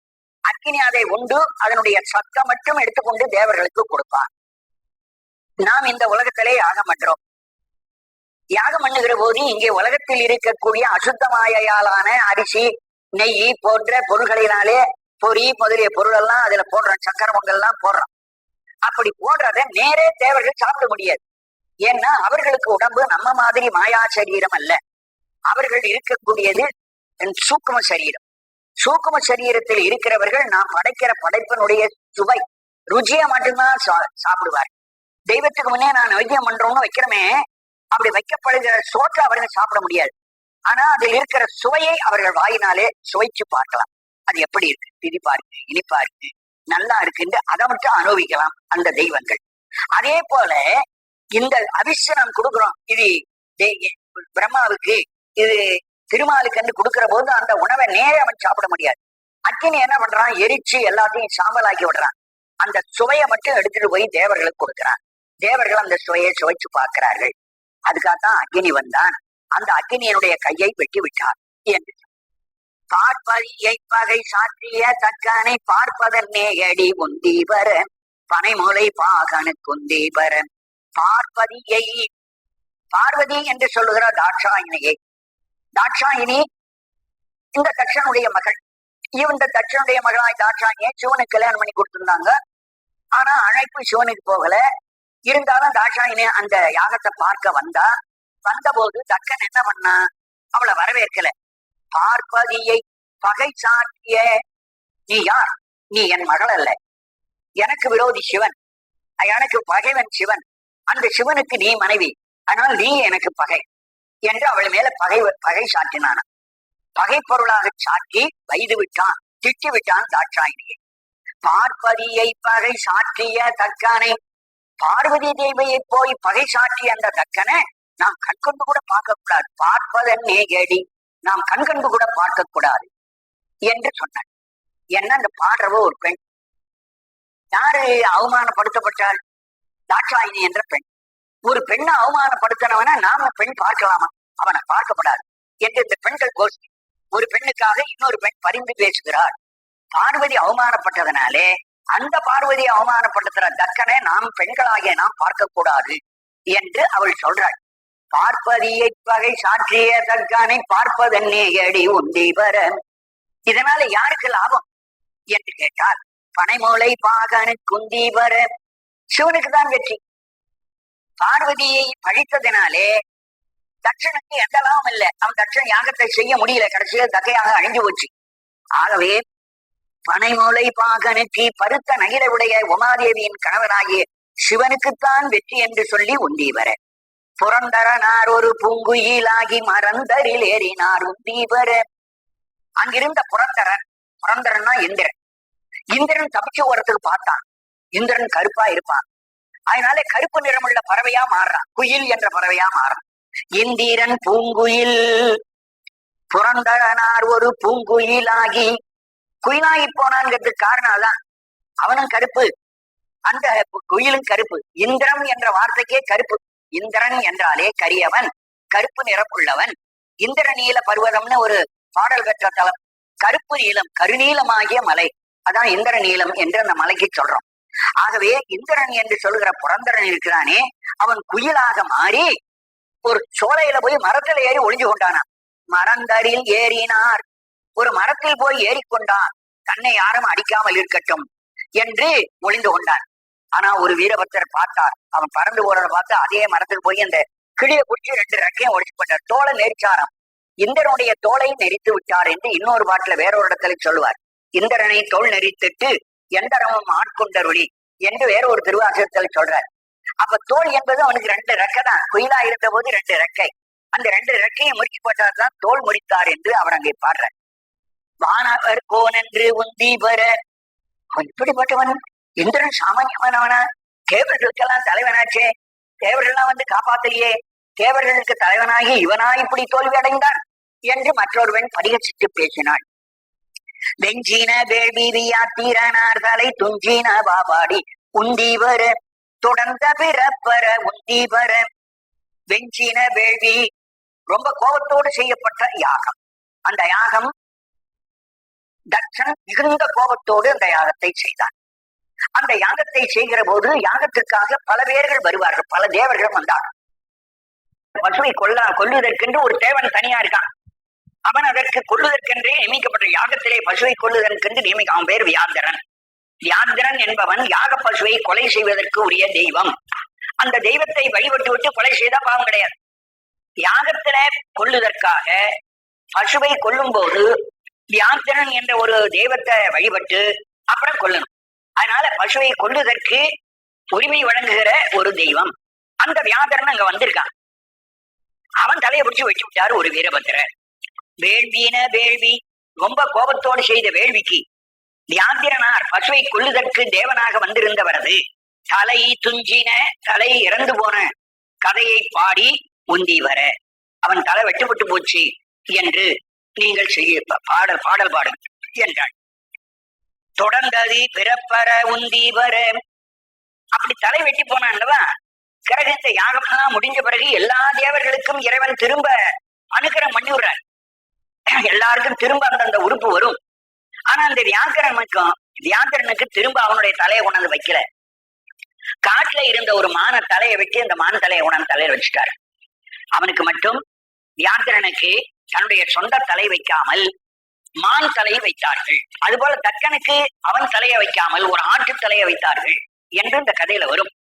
தொடர்ந்த பிறப்பர உண்டீபர. இந்த கதையை நாம் எதுக்காக சொல்ல வேண்டும் என்றால், இப்பொழுது நாம் பிறந்திருக்கிறோம், இதற்கு முன்னே பல பிறவைகளாக தொடர்ந்து வந்திருக்கிறோம். இப்படி தொடர்ந்து கொண்டு வருகிற பிறப்பு இனி அடுத்தாற் போல் தொடரக்கூடாது. இந்த பிறப்பு அற்று போக வேண்டும். இதுகாரும் தொடர்ந்த பிறப்பு அற, இனி அடுத்த பிறவி நமக்கு வராது இருப்பதற்காக இந்த கதையை சொல்லி உண்டீபர என்று அவள் பாடினாள். ஆட்டின் தலையை விதிக்கு தலையாக கூட்டிய வாவாடி உந்தீபர கொங்கை கூலிங்க நின்றுண்டீபர. ஆட்டின் தலையை விதிக்கு, விதி என்ற தக்கனுக்கு முதலியே கதை சொல்லியிருக்கேன். விதி என்ற பெயர் பிரம்மாவுக்கு உரியது. பிரம்மாவின் மனத்திலே பிறந்தவன் தக்கன். அந்த தக்கனுக்கு சிறுவிதி என்று பெயர். அந்த சிறுவிதிய விதின்னு கூட சமயத்துல சொல்லுவார். சிறுவிதின்னு சொல்லாம விதி என்றும் சொல்வார். இந்த இடத்துல விதிக்கு என்று சொன்னார்களே, விதி என்பது சிறுவிதி, அதாவது தக்கன். தக்கனுக்கு தலையாக அந்த தக்கனுடைய தலையை வச்சுட்டார்கள். பிறகு அனுக்கரணம் செய்ய வரார் சிவபெருமான். அந்த தக்கனுக்கு அனுக்கரணம் செய்யும் போது அவனுக்கு எதை தலையா வைத்தார்கள்? ஆட்டின் தலையை, ஒரு ஆட்டினுடைய தலையை கொண்டு போய் தக்கனுக்கு வைத்து விட்டார்கள். கூட்டிய வாபாடி, அந்த தலையை பொறுத்து நிலை கதையை நீங்கள் பாடி நான் உந்தீபரன்னா. அப்ப அடுத்தவ சொன்னா, உடம்பெல்லாம் மனுஷனா இருக்கான், தலை மட்டும் ஆடா இருக்கு, என்ன வேடிக்கை! இதை நம்ம பார்த்தா சிரிப்பல்லவா வருது. ஆகவே நம்முடைய மார்பகம் குலுங்க குலுங்க சிரிப்போம். இந்த உருவத்தை பார்த்து சிரிக்க வேணுங்கிறார். கொங்கை குலுங்க நின்றுண்டீபர. நம்முடைய மார்பு குலுங்க குலுங்க இந்த ஒரு புதுமையான வடிவத்தை பார்த்து பார்த்து சிரித்து நாம் உண்டி பறக்க வேண்டும் என்று அவள் சொன்னாள். உன்ன புகுந்த பகன் ஒளி தோடாமி கண்ணை பறித்தவார் உந்தீபர கருக்கட நாமெல்லாம் உந்தீபர. பகன் என்ற ஒரு சூரியன் வந்திருக்கிறார். சூரியர் 12 பேர்கள் இருக்கிறார்கள். 12 மாசம் சொல்றோம் இல்லையா? அந்த மாசத்துல சித்திர மாசத்துல இருக்கிற சூரியன் வேற, வைகாசி மாசத்துல வருகிற சூரியன் வேற. அதுபோல 12 மாசத்துக்கு 12 சூரியர்கள் வருகிறார்கள் என்று புராணம் சொல்லுது. ஆனா நமக்கு ஒரு சூரியன் தான் தெரியுது. நம்ம கண்டுக்கு சூரியன் ஒருத்தன் தான் தெரியறான். ஆனா புராணங்கள்ல என்ன சொல்லி இருக்கிறார்கள்? சூரியன் 12 பேர்னு சொல்லி இருக்கிறார்கள். இதனுடைய தத்துவம் என்ன என்று கேட்டால், அந்த சூரியன் ஒரே இடத்துல இல்ல. மேஷம் என்ற ஒரு மாசம் முழுவதும் மேஷம் என்ற ஒரு இடத்துல இருக்கிறான். அப்புறம் 2வது மாசம் வைகாசி மாசம் வந்தா ரிஷபம் என்ற இன்னொரு ராசிக்கு போயிட்டான். அப்ப முதல் ராசியில இருக்கிற போது அவனுக்கு ஒரு பெயர், அதே சூரியன் 2வது ராசிக்கு போகும்போது வேற பெயர். ஆக 12 ராசிக்கும் அவனுக்கு 12 பேர் இருக்கு. அவ்வளவுதானே தவிர 12 பேர் உடையவனை 12 பேர் வழியாக நாம் சொல்றோம். பேருடையவன் வேற, பேர் வழி என்பது வேற. பேர் வழினா ஆள். 12 ஆளாகவே புராண கதையில சொல்லிட்டான். ஆனா அவனுக்கு பேரு 12 தவிர உருவத்திலே 12 அல்ல. ஆனா புராண கதைக்காரர்கள் அப்படி சொல்லுவார்கள். அதிலிருந்து நாம் தத்துவத்தை என்ன தெரிந்து கொள்ள வேணும்னா, அவன் 12 பேர்கள் உடையவன், ஒவ்வொரு ராசிக்கும் ஒரு பெயர் உள்ளவன்.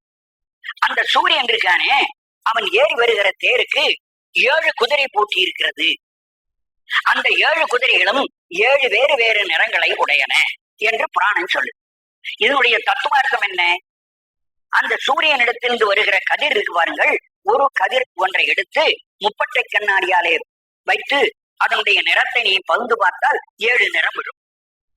அந்த ஒரு கதிரில் 7 நிறங்கள் இருக்கின்றன. இந்த 7 நிறங்களும் அவனுக்கு ஒரு கதிராயிருந்து சூரியன் அங்கே உலகத்தை சுற்றுகிறான். இது தத்துவார்த்தம். அதை என்ன பண்ணினார்கள்? இந்த 7 நிறமும் அவன் ஒரு கதிருக்குள் இருக்கிறது என்பதை சொல்லுவதற்கு பதில் அவன் தேருக்கு 7 குதிரைகள் 7 நிறத்தில் போடப்பட்டிருக்குன்னு தத்துவம் சொன்னான். என்னைக்கோ அவங்க கண்டுபிடிச்சான். இன்னைக்கு நாம முப்பட்டை கண்ணாடியை வச்சு சூரிய கதிரில 7 நிறம் இருக்குது இன்னைக்கு நாம ஆராய்ச்சி பண்றோம்.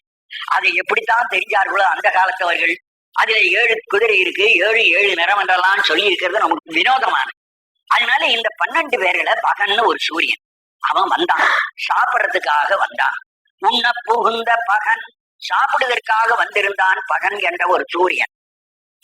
அவன் சாப்பிடறதுக்குள்ளே இங்க கலவரம் ஏற்பட்ட உடனே அந்த இடத்துல இருந்து ஓடத் தொடங்கினான். ஓடினவனை ஓடாம ஒரு வீரபத்திரர் போய் பிடிச்சுட்டார். ஒழித்து ஓடாமே அவன் மறைந்து ஓடி விடாமல் அவனை பிடித்து என்ன பண்ணார்?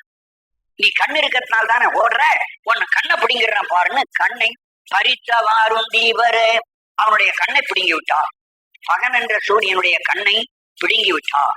கருக்கட நாமெல்லாம் உந்தீவர. இந்த கதையை திரும்ப திரும்ப நாம் சொல்லுவோமானால் நம்முடைய கரு பிறவியானது கெட்டுவிடும். கரு கெடுவதற்காக இந்த கதையை சொல்லி சொல்லி நாம் பாடுவோம். உந்தீவரன் நாமகள் நாச்சி சிரம் வீரமன் படன் சோமன் சோமன் முகன் நெறிந்து உந்தீவர தொல்லை வினைகட உந்தீவர. இப்படி ஒவ்வொரு பாட்டுல ஒவ்வொருத்தரா சொன்னார். இந்த பாட்டுல 2-3 பேரை சேர்ந்து சொல்றார். சரஸ்வதி வந்திருந்தா அவளுக்கு என்ன தண்டனை கொடுத்தார்கள்? சரஸ்வதியை மூக்க பிடிச்சு அறுத்து விட்டார்கள். பிரமன் வந்திருந்தான், அந்த பிரமனுடைய தலையில ஒரு தலையை பிடிச்சு அப்படியே கிள்ளி எரிஞ்சு விட்டார். அப்புறம் சோமன் என்று சொல்லுகிற சந்திரன் வந்திருந்தான், அவன் முகத்தை போட்டு தேய்த்து விட்டார். சந்திரனுடைய முகம்தான் சந்திர வட்டம். அந்த முடிச்சந்திரனாகிய வட்டத்திலே 16 கலை அழகுகள் இருக்கின்றன. அந்த 16 கலைகளையும் கீழே போட்டு ஒரு வீரபக்தர் தேய்த்து விட்டார். இதை சொல்றார் இந்த பாட்டுல. நாமகள் நாசி, நாமகளாகிய சரஸ்வதிக்கு மூக்கு, சிரம் பிரமன், பிரமனுக்கு தலை, பட அருந்து போக. இந்த 2 பேரும் 2 அறுபட்டார்கள்.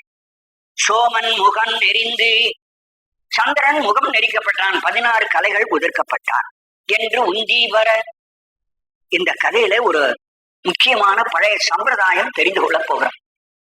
இதுவரை ஆண்களுடைய தண்டனை தான் சொல்லிட்டு வந்தார். இந்த பாட்டுல நாமகள் என்ற ஒரு பெண்ணுக்கு தண்டனை கிடைக்குது. ஆனா அந்த பெண்ணை கழுத்தை வெட்டல, வேற எந்த அவமானமும் பண்ணல, மூக்க மட்டும் அடித்து விட்டார். ஏன் என்று கேட்டால், ஒரு பெண்ணினுடைய அழகே முகத்தில் இருக்கிறது. அந்த முகத்திலும் மூக்கில் தான் அவருடைய முழுமையான அழகு இருக்கிறது. மூக்கை எடுத்து விட்டா அப்புறம் அழகே கிடையாது. அதனால் ஒரு பெண்ணை அவமானப்படுத்த வேண்டுமானால் மூக்கை அறிந்து விட வேண்டும். இப்ப கூட வழக்கத்தில் சொல்லுவான், அவமானப்பட்டவனை மூக்கறுபட்டு விட்டாயா. அப்ப மூக்கறுபடுதல் என்பது அவமானத்தினுடைய பெரிய சின்னம். அதனால்தான் இன்னைக்கும் அவமானப்பட்டவர்களை மூக்கறுதல் சொன்னார். அதனால் பெண்களை வேறு எந்த விதத்தாலும் அவர்களை அவமானப்படுத்தக்கூடாது என்று பழங்கால ஒரு சட்டத்தின்படி தக்கையான எத்தனையோ காலத்துக்கு முன்னே நடந்தது. அந்த காலத்துல அந்த பெண்ணினுடைய மூக்கை அறிந்தார்கள். இது முதல் ஒரு பெண் அவமானப்பட்டவர் மூக்கறுபட்ட கதை. இதுக்கு பிறகு இந்த மூக்கினுடைய கதை தொடர்ந்து பல நடந்திருக்கு. அதெல்லாம் கொஞ்சம் நாம் சிந்திக்கணும் இந்த இடத்துல. அதான் சொல்ல வர்றேன். இதற்கு பிறகு அடுத்தாற் போல ராவணனுடைய காலத்தில சூர்பனகைன்னு ஒரு பெண் இருந்தாள். அந்த பெண் தகாத முறையிலே சென்று ராமனிடத்திலே பேசினார். ராமன் லட்சுமணனிடத்துல போன்னு கை காட்டி விட்டான். லட்சுமணனிடத்திலே போன உடனே அவன் அந்த பெண்ணை தலை வெட்டி போட்டிருக்கலாம். ஆனா பெண்ணை கொல்லக்கூடாது, அவமானம் பண்ண வேண்டும் என்பதற்காக மூக்கை அறிந்தான். மூக்கறிஞ்சோடு விட்டுருக்கணும், மார்பத்தையும் அறிஞ்சிட்டான். அப்பவும் நான் அதிகமா போயிடுச்சு அந்த தண்டனை. ராமாயண காலத்துல இது அதற்கு முன்னே பழைய புராண கதை. அதுக்கு அடுத்த புராண கதையில மூக்கறுதலோடு இன்னொரு உறுப்பையும் சேர்த்து இருக்கிற கதை வளர்ந்து போச்சு. ராமாயண கதைக்கு அதுக்கு பிறகு வந்தது. அதற்கு பிறகு வருகிற காலங்கள்ல சோழ ராஜாக்கள் மற்றவர்களோடு சண்டை போடுகிறார்கள். சோழர்கள் வடக்கே இருக்கிற இடத்திலே இருக்கிற ராஜாக்களோடு சண்டை போடுறார்கள், சளுக்கியரோடு சண்டை போடுறார்கள். அப்பொழுது அந்த சளுக்கியருடைய பெண்களை எல்லாம் மூக்கை அறிந்து அவமானப்படுத்தி விடுவார்கள். அதே மாதிரி இந்த சோழ அரசர்கள் லங்கைக்கு போய் லங்கையிலே இருந்து சொல்லுகிற அரசரோடு போரிட்டு இருக்கிறார். முதலாம் ராஜராஜனுடைய மகன் ராஜேந்திரன். அந்த ராஜேந்திரன் என்பவன் அங்கே லங்கைக்கு போர் செய்ய போகிறான். அங்கே இலங்கையிலே மன்னனாயிருந்தவனுடைய மனைவி நாகலை என்ற பெயர் உடையவள். அவள் ரொம்ப அழகான பெண். அந்த பெண்ணை தண்டனை கொடுக்கிறார்கள் சோழ அரசர்கள், மூக்கை வெட்டி விட்டார்கள். அத மேற்கத்திலே எழுதுறான் புலவன். அந்த நாகலை என்ற பெண் மூக்கை அறுத்து விட்டார்கள் சோழ வீரர்கள். இப்படி எழுதுனா அது சோழ வீரர்கள் செய்ய வேண்டிய முறைப்படி மூக்கை அறுத்தார்கள். அது ஒரு கொடிய செயல், அது ஒரு பெரிய வெற்றி ஆகாது. ஆனாலும் வெற்றி சின்னமா எழுதணும். அதை ஜாக்கிரதையா அந்த புலன் என்ன பண்ணா, நாகலை என்னும் தோகையன் சாயலை முகத்தோடு மூக்கு வேறாக்கி, மூக்கு அறுத்தான்னு சொல்ல, அறுத்தல் என்ற வார்த்தையை போடாம முகத்தோடு மூக்கு வேறாக்கி, முகத்தையும் மூக்கையும் வேறாக்கி விட்டார்கள்.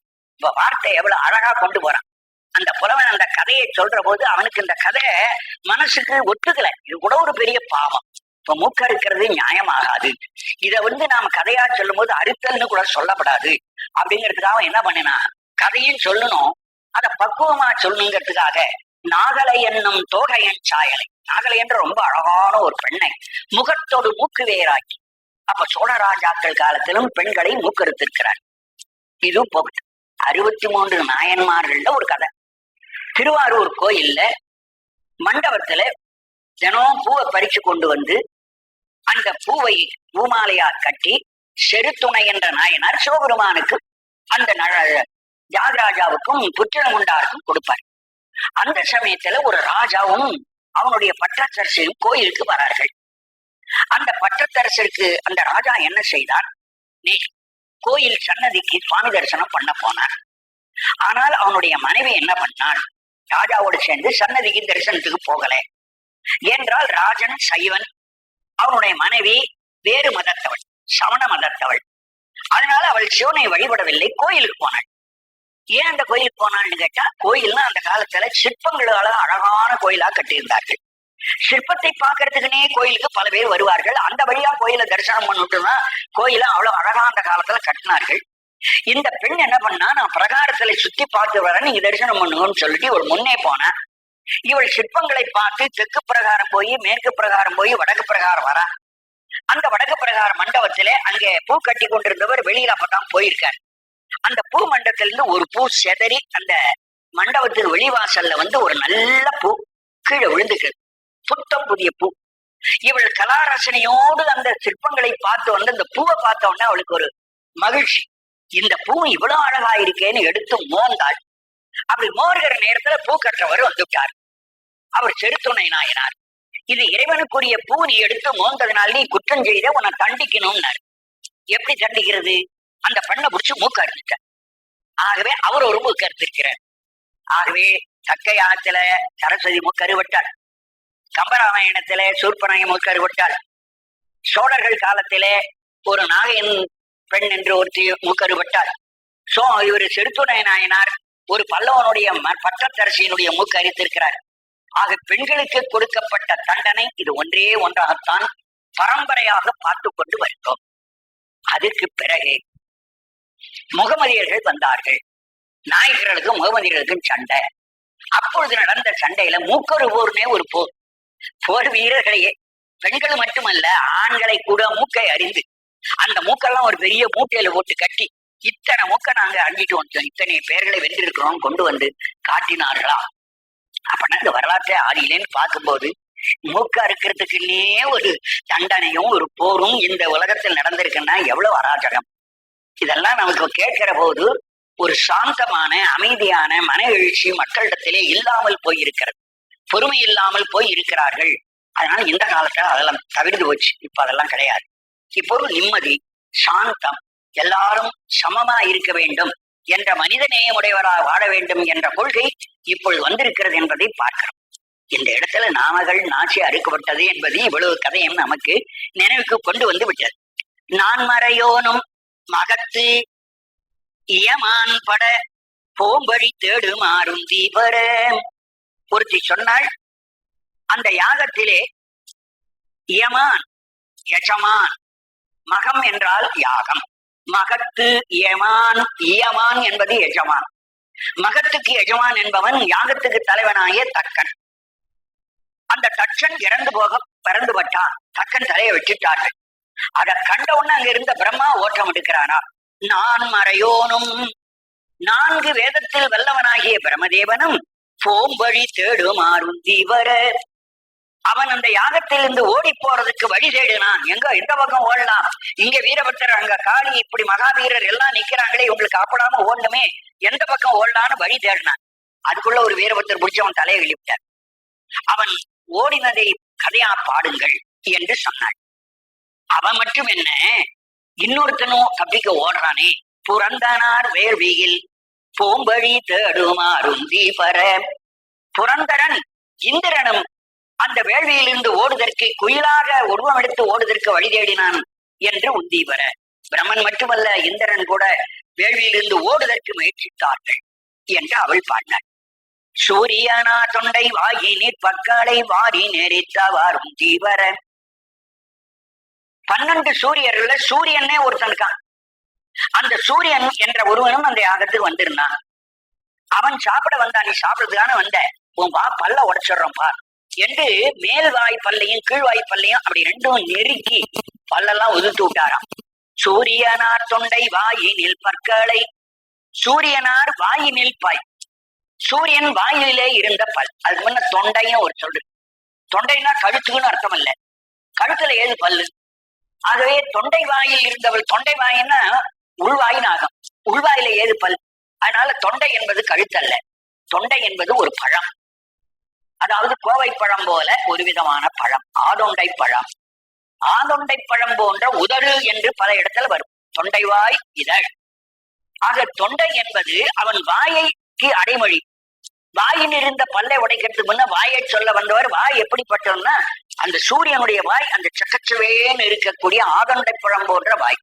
தொண்டை வாயினில், தொண்டைப்பழம் போன்ற சிவந்த வாயில் இருக்கிற பற்களை வாரி ரெண்டையும் அடி நெருக்கி, நெரித்தவா ஒன்றோடொன்று அணைத்து நெரித்து அந்த பல்ல உதிர்த்து விட்டார்.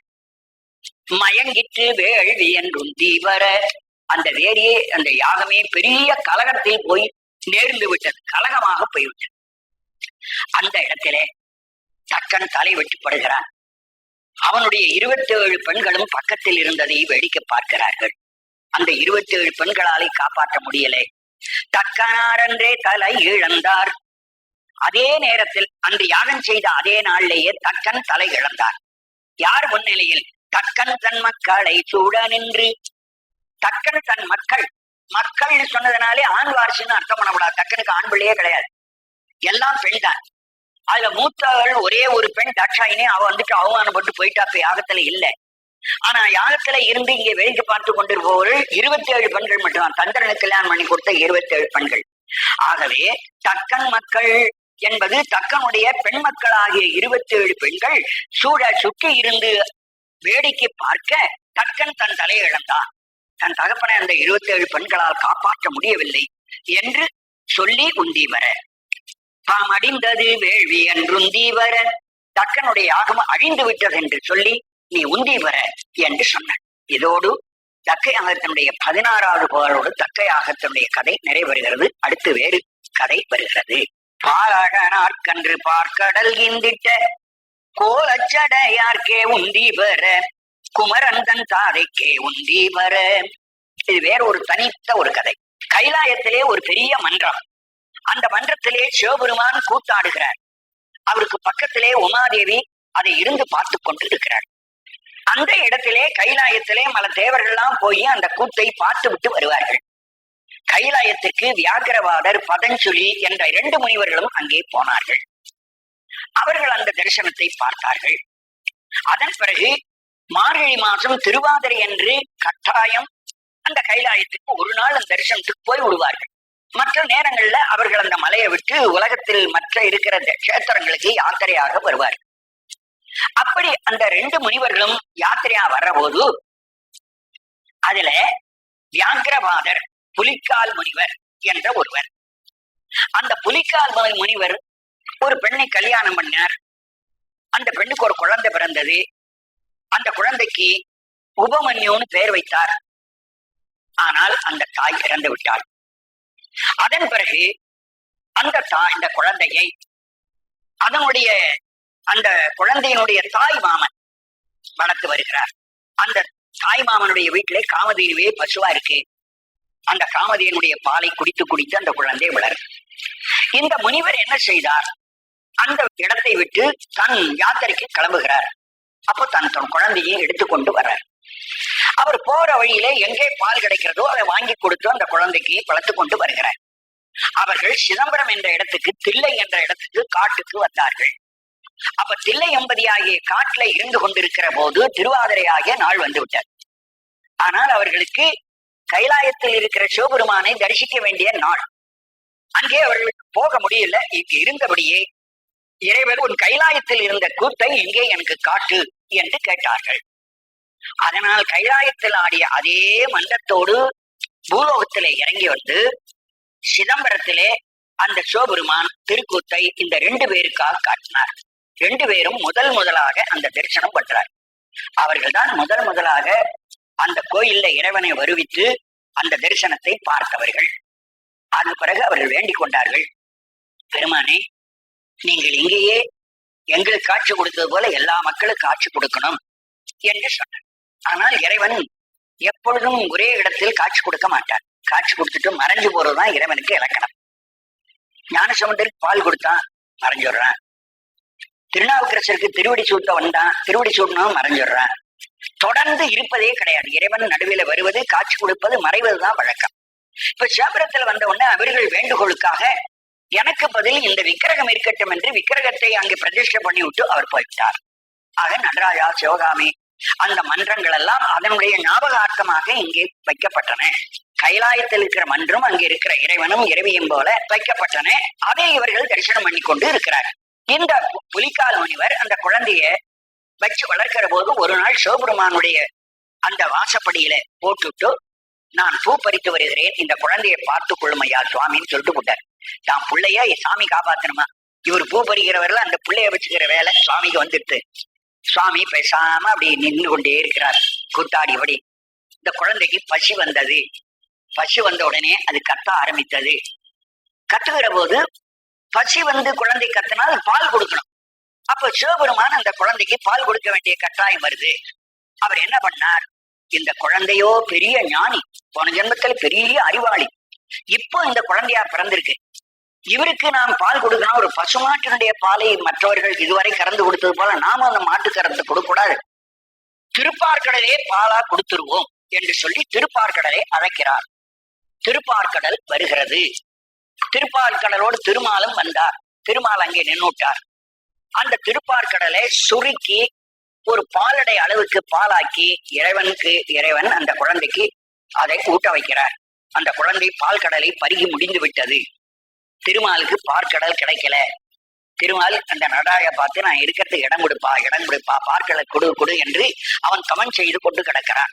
இன்னைக்கு அதனால்தான் அங்கேயே இருக்கிறான். இப்படி கதை, இது அது ஐதீகம். அவர் அங்க திருப்பார்கடல் இல்லைன்னு அர்த்தம் இல்ல, இங்க திருப்பார்கடல் இருக்காரு. இந்த கதையில இப்படி சொல்லி கொண்டு வருவார். இந்த குழந்தை பாலை அருந்தியது என்று இந்த ஒரு வரலாற்றை இங்கே சொல்லுகிறார். பாலகனார்க்கு, பாலகன் பால் குடிக்கும் பருவத்தை உடையா, அவன்தான் பாலகன். பாலன் என்று ஒரு பருவம் உண்டு. பாலப்பருவம் என்பது 12 வயசுக்கு இருக்கிற பிள்ளை, அவன் பால் குடிக்கிறவன் அல்ல. பாலகன் என்று சொன்னால் பால் குடிக்கிற பருவம் 1 வயசு 2 வயசு குழந்தை என்று அர்த்தம். பாலகனார்த்தி 1 வயது குழந்தையாயிருந்த உபமன்யு முனிவருக்கு அன்று முன்னொரு நாள் பார்க்கடல் இந்திட்ட திருப்பார்க்கடலையே கொடுத்த கோலச்சடையார்க்கே உந்தி வர, அழகான சடையுடைய நடராஜ பெருமானுக்கு வணக்கம் என்று சொல்லி நீ உந்தி பெறன்னு ஒருத்தி பாடினாள். உபமன்யு அழுத குழந்தைக்கு பால் கொடுத்தார். அந்த பால் கொடுத்தவன் கோலச்சடையான் நடராஜ பெருமான் என்று சொல்லி நீ உந்தி பெறன்னு ஒருத்தி இந்த கதையை சொன்னான். ஒவ்வொரு பாட்டுல ஒவ்வொரு காரணம் சொல்றார். இது 3ஐயும் சேர்த்து பார்த்தோம்னா அவன் மேல 3 குற்றம் தெரிகிறது. 3 குற்றத்துக்காக ஒரே சமயத்துல ஒரு தண்டனை கொடுக்குற. மலையின் கீழ் வச்சு நசுக்கிறார். அப்ப நசுங்கிற பருவது உயிர் போகல, நசுங்கி அப்படி இருக்கிற காலத்தில் தான் அந்த பக்கம் வாகிக்க முனிவர் வர. அவன் படுற வேதனையை பார்த்தார். எப்பவுமே முனிவர்களுக்கு என்ன எண்ணம் என்றால், நல்லவனோ கெட்டவனோ மற்றவனுக்கு தீங்கு செய்யக்கூடாது, மற்றவருக்கு உதவி செய்யணும். இவன் கஷ்டப்படுறான், இவனை காப்பாற்றணுங்கிறதுக்காக என்ன பண்ணார், நேர்முகமா உதவி செய்யக்கூடாதுன்னு சொல்லி வாயுள்ள பிள்ளை பிழைக்கும் என்று சொல்லிட்டு போயிட்டார். நீ வாயால பாட்டு பாடுன்னு சொல்லல. அவன் ராவணன் கெட்டிக்காரனானதுனாலே வாயுள்ள பிழைக்கும்னா நமக்கு வாய் இருக்கு, நான் தப்பிக்கணும்னா என்ன செய்யறது? மேலே இருக்கிற சிவபெருமான் சாமகான பிரியன், நமக்கு சாமகானமாகிய வேதம் தெரியும். இந்த வேதத்தை பாடினால் அவன் மனம் இழகுவான். அதைத்தான் அந்த முனிவர் சொல்லி போறான்னு சாம வேதம் பாட ஆரம்பிக்கிறான். சாமவேதம் என்பது 4 வேதத்தில் ஒன்று. வேதத்தை ஓதுகிறவர்கள் பிராமணர்கள். ராவணன் இந்த வேதத்தை அங்கே சொன்னான்னா அதுக்கு முன்னாடி அவன் பிராமணன் தான். இப்ப புரிஞ்சுதா? ராவணன் பிராமண குலத்தில் பிறந்து அரக்க இனமாக மாறிவிட்டான். பிறவி பிராமணன், ஆனால் அவனுடைய ஒழுக்கமானது தவறான நெறியில போய் ராட்சசனாக மாறிவிட்டான். குபேரன் பிராமணன் என்பதற்கு ராமாயணத்துல ஒரு சான்று இருக்கு. இப்ப இந்த சான்று சொல்லிட்டான். இப்ப சாம வேதம் பாடினான்னு இருந்தனாலேயே அவனுக்கு தெரியும் அவன் பிராமணனால. என்ன அங்க எப்ப ராமவேதம் எப்படி பாடி இருக்க முடியும்? அவன் பிராமணனாயிருந்த காலத்துல கற்றுக்கொண்டது. அவன் நித்தியம் சிவபூஜை பண்ற போதெல்லாம் சாமவேதம் பாடுவான். ஆனா கொடுமை, அரக்கராகிய கொடுமையினாலே அவர் ராட்சசனாய். ராமன் காட்டிலே தங்கி இருந்த போது சீதையை தூக்குவதற்காக அங்க சூர்பனகை வரார். அப்ப சூர்பனகை வந்து அழகான உருவத்திலே தன்னை மாற்றிக்கொண்டு ராமனிடத்திலே வந்து நெருங்கி, என்ன நீ கல்யாணம் செய்து கொள்ள வேணும்னு கேட்கிறார். அப்ப சொல்றான், நீ யாரு அப்படின்னு கேட்டான். இன்னும் கல்யாணம் பண்ணி கொள்ள போறோம் மாதிரி. அவனுக்கு கல்யாணத்தில் இஷ்டம் இல்லை, இருந்தாலும் நீ யாருன்னு கேட்கிறான். அப்போ நான் ராவணனுடைய தங்கைன்னு சொல்லணும் இல்லையா? ராவணனுடைய தங்கைன்னா, ராட்சசனுடைய தங்கைன்னா நான் ஆண்டான்னு மறுத்து விடுவான் என்று சொல்லி குபேரனுடைய தங்கை. குபேரனுக்கு அவன் தங்கதான், ராவணனுக்கு தங்கதான். அதனால அங்கே என்னை தன்னை அறிமுகப்படுத்திக் கொள்கிற போது நான் குபேரனுடைய தங்கை என்று சொல்லிக் கொள்கிறார். அப்ப ராமன் என்ன சொல்றான், நீ குபேரனுடைய தங்கைங்கிற, குபேரன் பிராமணனாச்சே, நான் சத்திரியனாச்சே, நீ பிராமண குலத்தில் பிறந்த பெண்ணே சத்திரியன் எப்படி கல்யாணம் பண்ணிக்கிறது? முடியாது போ அப்படின்ட்டான். இதெல்லாம் அப்படியே ராமாயணத்தில், கம்பராமாயணத்தில் இருக்கு. அதை வச்சுதான் இவர்களுடைய ஜாதியை நான் உங்களுக்கு சொல்லுகிறேன். அவன் சொல்றாங்க, ராமனே சொல்றான் பாருங்க, குபேரன் பிராமணன், நீ பிராமணனுடைய தங்கை என்கிற, ஆனால் நீனும் பிராமண குலத்தவள், நான் சத்திரியன், உயர்ந்த குல பெண்ணை தாழ்ந்த குலத்தான் கல்யாணம் பண்ண முடியாது இப்போ அப்படின்னு மறுக்கிறான். அதனாலே அவன் பிராமணன் என்பதும் பிறகு இவன் வேதத்தில் வல்லவன் என்பதற்கும் பல சான்றுகள் இருக்கு. அந்த கதையை சொல்றார். தேரை நிறுத்தி வந்து ஆகாயத்தில் வந்து கொண்டிருந்த தேரை ஆகாயத்திலேயே நிறுத்தி விட்டு மலை எடுத்தான். தான் போவதற்கு வழிவிடுவதற்காக குறுக்கே இருந்த மலையை தூக்கி வைப்பதற்காக தூக்கினான்.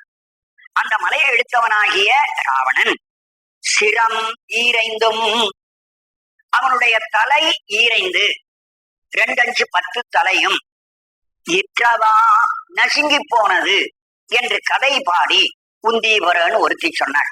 அடுத்தவர் சொன்னா, தலை 10 போனது மட்டும் போதாது, இன்னும் கதையில ஒரு பாக்கி இருக்குது, 20 இற்றதென்றுந்தீவர, தோல் 20 முடிஞ்சு போச்சுன்னு பாடு, தலை 10 போச்சுன்னு மட்டும் பாடாதே, அவனுடைய 20 தோள்களும் நொறுங்கி விட்டன என்று அதையும் சேர்த்து பாடு.